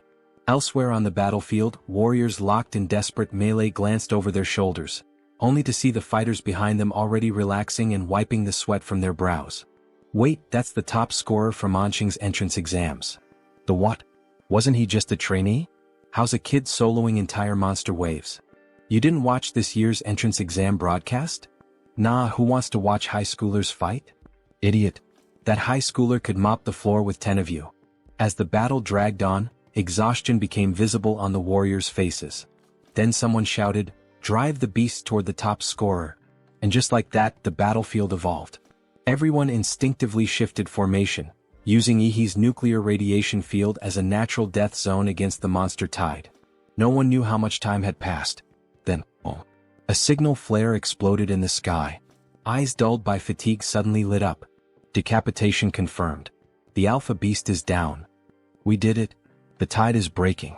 Monsters are retreating. Don't let up, finish them off." Chu Zhou finally exhaled, relief flooding through him. The first wave of Red Tree Mountain's beast tide was over. Of the 1,000+ warriors who had entered, only around 800 remained. He strolled over casually, dragging several massive sacks behind him. His relaxed attitude stood out starkly among the blood-soaked and battered survivors. "Phew. Hey Chu Zhou, real talk, I'm running out of hands here. How am I supposed to carry all this loot?" With a thud, he dropped several bulging sacks of monster cores in front of him. Chu Zhou silently handed over a silver-black ring. "My spatial ring. Use it." "Whoa, nice. A space ring? Those go for tens of millions on the market." Grinning, he eagerly began stuffing the bags inside. "I knew you were secretly loaded. Wu Sen's back, thank the heavens. If he hadn't taken out that elite beast, we'd all be corpses right now." The crowd instinctively parted as a tall, broad-shouldered man walked forward, righteous energy rolling off him like a pressure wave. He quickly realized the man was heading straight toward him. "Hello there, Anqing's top scholar," the man greeted, his voice warm and his smile genuine. "Name's Wu Sen, regional commander of the Silver Wolf Mercenary Corps. I've heard all about what you did out there today. Outstanding work." He didn't hesitate. "Now, tell me, would you be interested in joining our corps? It won't interfere with your university plans. In fact, you'll get tons of benefits, access to gear and full support. For someone like you, I'm prepared to offer an S-rank member contract on the spot." Gasps rippled through the surrounding warriors. The Silver Wolf Corps, a nationally renowned mercenary group, and their regional commander was personally recruiting Ihi. This was a once-in-a-lifetime offer. The path of the warrior was expensive. Without the backing of a powerful faction, most couldn't make it far. And yet, Even elite students at Capital Star University rarely received S-rank offers this early. Just then, a dazzling striped tiger emerged from the crowd, its powerful form cutting through the warriors. On its back sat a striking woman exuding authority and a commanding aura. "So that's why you rushed ahead, Woo-sin?" she teased, voice light but sharp. "Trying to steal the prize before the rest of us showed up?" She turned her attention to Ihi. "Ihi, how about joining the Chungdak Corps instead? We may be smaller than Silver Wolf, but if you join us, I'll personally guarantee you receive 15% of our monthly cultivation resources, no strings attached." Another collective gasp followed. That kind of offer was almost unheard of, basically granting a high schooler a cut of a guild's elite tier resources, just to recruit him. This was more than just rare, it was shocking. Ihi, however, simply smiled and shook his head. "Thanks. But for now, I'm not planning to join any corps." The woman chuckled, unfazed. "Just as I thought. Landing the top scorer was never going to be easy. No worries, consider this our introduction. If you ever need anything, the Silver Wolf Corps is just a call away," she said. "The Chungdak Corps too," she added with a wink. "We'll be ready." With the beast tide finally over, the warriors moved into the free exploration phase. Chuzhou offered a suggestion. "This forest is massive, and the terrain's a maze. Let's climb up to the canopy and scout the area first before we head deeper." He nodded. That had been his plan too. Activating his nuclear radiance mode, atomic energy gathered beneath his feet, and he rocketed upward like a human missile, launching straight into the sky toward the treetops. Soon, the two of them stood atop a colossal tree hundreds of meters tall, gazing out over the entire mystic zone. "Wait, what is that?" He suddenly narrowed his eyes, stunned. Far off, near the base of a distant mountain range, a group of massive humanoid figures was slowly moving across the land. Even from hundreds of kilometers away, their silhouettes were unmistakable. Those things had to be, what, a full kilometer tall? He murmured. That was beyond insane. Chuzhou was just about to respond, but he spoke first, his voice steady and burning with determination. "Unimaginable? No, we're still young. Give it a few more years and we might be the ones hunting them down, maybe even uncovering the truth behind this whole mystic zone phenomenon." Chuzhou turned to look at him, slightly awestruck. Faced with such overwhelming and unknown forces, his first instinct was fear. But Yi's instinct was to defy death, to conquer the impossible. In that moment, Chuzhou understood. He wasn't just stronger in terms of raw power. He had the spirit of a true warrior. Meanwhile, Yi himself was practically buzzing with excitement. "Just you wait, you walking mountains," he thought. "One day all your monster cores will belong to me." Suddenly, his life field sensor activated, sweeping the entire mystic zone and mapping the presence of all living entities within range. One point immediately stood out. To the southeast, in the region of a massive lake. Nothing. A complete blank. No life signs at all. It was as if that part of the map had been erased. A dead zone. A void. "Now that's suspicious," he muttered, eyes gleaming. "The stranger the water, the bigger the fish. That's where the real loot is." Without hesitation, he turned to Chuzhou. "Let's go. Time to gamble big at the lake." Yi and Chuzhou moved swiftly through the giant forest and soon arrived at the edge of the mysterious lake. To their surprise, 3 people were already there, one of whom he instantly recognized. "Rainy," Yi called out, pleasantly surprised. Well, if it isn't Anqing's little champion," Huang Yuli replied with a teasing smile. "Wait, you know our local top scorer?" One of her teammates chimed in, grinning. "Come on, introduce us already. We heard he was tearing through beast tides like a walking warhead." "How long have you guys been here?" he asked. "Not long," Rainy replied. "We just arrived. 2 of our teammates, both good swimmers, went underwater to scout things out." Right as she finished speaking, a figure burst from the surface of the water. It was one of Rainy's teammates. "Jackpot. Guys, we just hit the mother lode." Yang shouted, clearly thrilled. "Whoa, slow down," he said. "What kind of jackpot?" "There's a ruin down there. A real one. We're going to make it big." He nudged Chuzhou with his elbow. "Why is everyone so hyped over ruins?" Chuzhou asked. Then he explained. "In mystic zones, there are these ancient structures believed to be remnants of a long-lost civilization. People refer to them as ruins. It's said that much of modern martial arts theory, and even parts of gene tech, were reverse-engineered from discoveries made inside these places." Just then Yang finally noticed the 2 unfamiliar faces standing nearby. "Wait a second. Who are you 2? Were you eavesdropping on us?" The tension immediately spiked. until Huang Yuli stepped in to defuse it. Yang, calm down. These two are Yi He and Chu Zhou, the top scorer and runner-up for Manqing's martial entrance exams. Their strength is well above average. We should let them join us. Yi He casually clapped a hand on Chu Zhou's shoulder. Relax, man. We're not here to steal your loot. We're here to help you get it. Yang narrowed his eyes, unconvinced. Fine. Then how do we split the gains?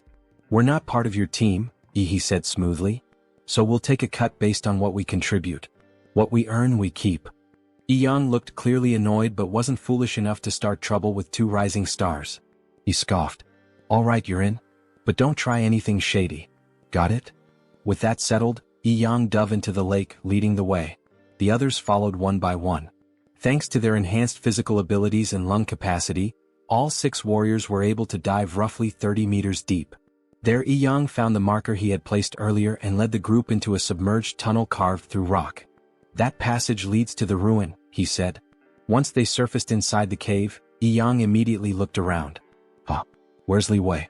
I told him to stand guard right here.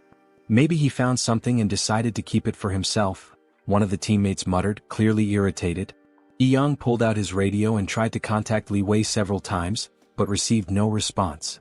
When you first got here, did either of you check for monster activity? Huang Yuli asked calmly. Nope. Li Wei and I even deployed beast lure charges. Nothing showed up. Not even a single hair. Li Wei's missing, one teammate said hesitantly. Are we really sure we should keep going? A short silence followed, then Yang gritted his teeth and barked. We have to explore it. Riches and glory are right in front of you. If you're too scared to reach for them, you'll stay stuck at the bottom forever. Anyone afraid of dying can leave now. But if you want to get rich, follow me. No one moved. Even the teammate who had just spoken up stayed quiet. Because Yang was right. If there really was a ruin ahead, no one wanted to stand by while someone else claimed the treasure. All right then, he said. Let's move. With a heavy silence hanging over the group, Yang led them deeper in. Everyone stayed alert. Every step deeper into the unknown added to the tension. He flicked on a UV flashlight, illuminating the path ahead. On the ground, glowing faintly, were the symbols he and Li Wei had marked earlier. The team pushed forward. The tunnel gradually narrowed until only one person could move through at a time. He, walking in the cramped space, narrowed his eyes slightly and glanced back at Chu Zhou. Their eyes met, and they mouthed silent words to each other. Something's off. Chu Zhou's lips moved soundlessly. Yeah, the timing doesn't add up. Rainey said they only arrived at the lake 10 minutes ago. Yet somehow these two found the cave, swam through the lake, located a hidden tunnel, and navigated all the way to the ruin's entrance. That's not scouting, he whispered under his breath. That's wallhack level intel. Pretty obvious we're being played, Chu Zhou said. Want to warn your friend and bail? But he only smirked, his eyes gleaming with confidence. Relax. I've got a trump card. Soon the group emerged into a massive underground cavern, easily the size of a football field. Every inch of the floor, walls, and ceiling was covered in dark green vines.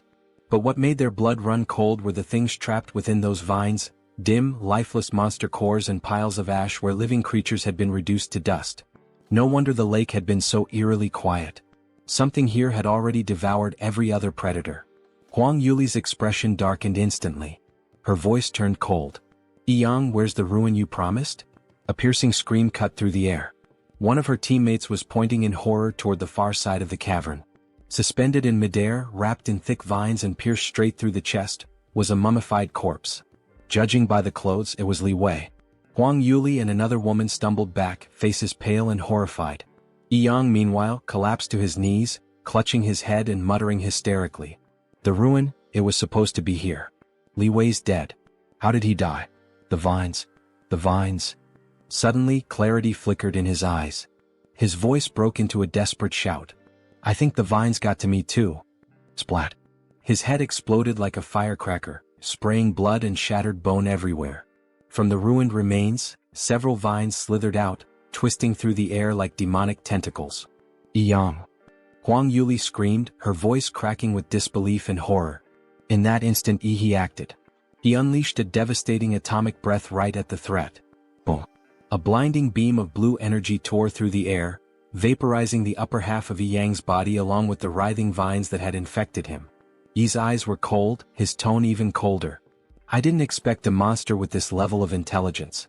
It killed 2 fighters, took control of one's body, and used him as bait to lure in more victims. That's not hunting. That's a calculated ambush. Which meant, they were already deep inside the creature's feeding ground. Crush. Behind them, massive stones and thick vines suddenly collapsed, sealing the only exit completely. Chuzhou's eyes locked on the moving vines. I've read about this species. It's a Tier 2 Royal Class monster. A ghost vine demon. Huang Yuli's breath hitched. Royal Class? Those aren't even measured by normal tiers. We're all Tier 1 at best. We can't handle that kind of power. He just cracked a wide grin, flashing his white teeth. Don't care what tier it is. Watch me blow it to pieces. Just as he was about to activate his Titan form. Boom. The collapsed tunnel behind them erupted open from the other side. A figure emerged, cloaked in black, his entire body shrouded in raging blood energy that distorted the air around him. A trail of crimson smoke billowed behind him like a battlefield banner. I've come to kill you. Someone in the group gasped. That's Blood Chi Smoke. He's a stage 8 martial artist. If you enjoyed this video, don't forget to give it a thumbs up, it really helps. And for more content like this, make sure to subscribe and hit the notification bell so you don't miss any updates. Let me know in the comments if you'd like to see another part. I'd love to hear your thoughts. See you next time. Bye-bye.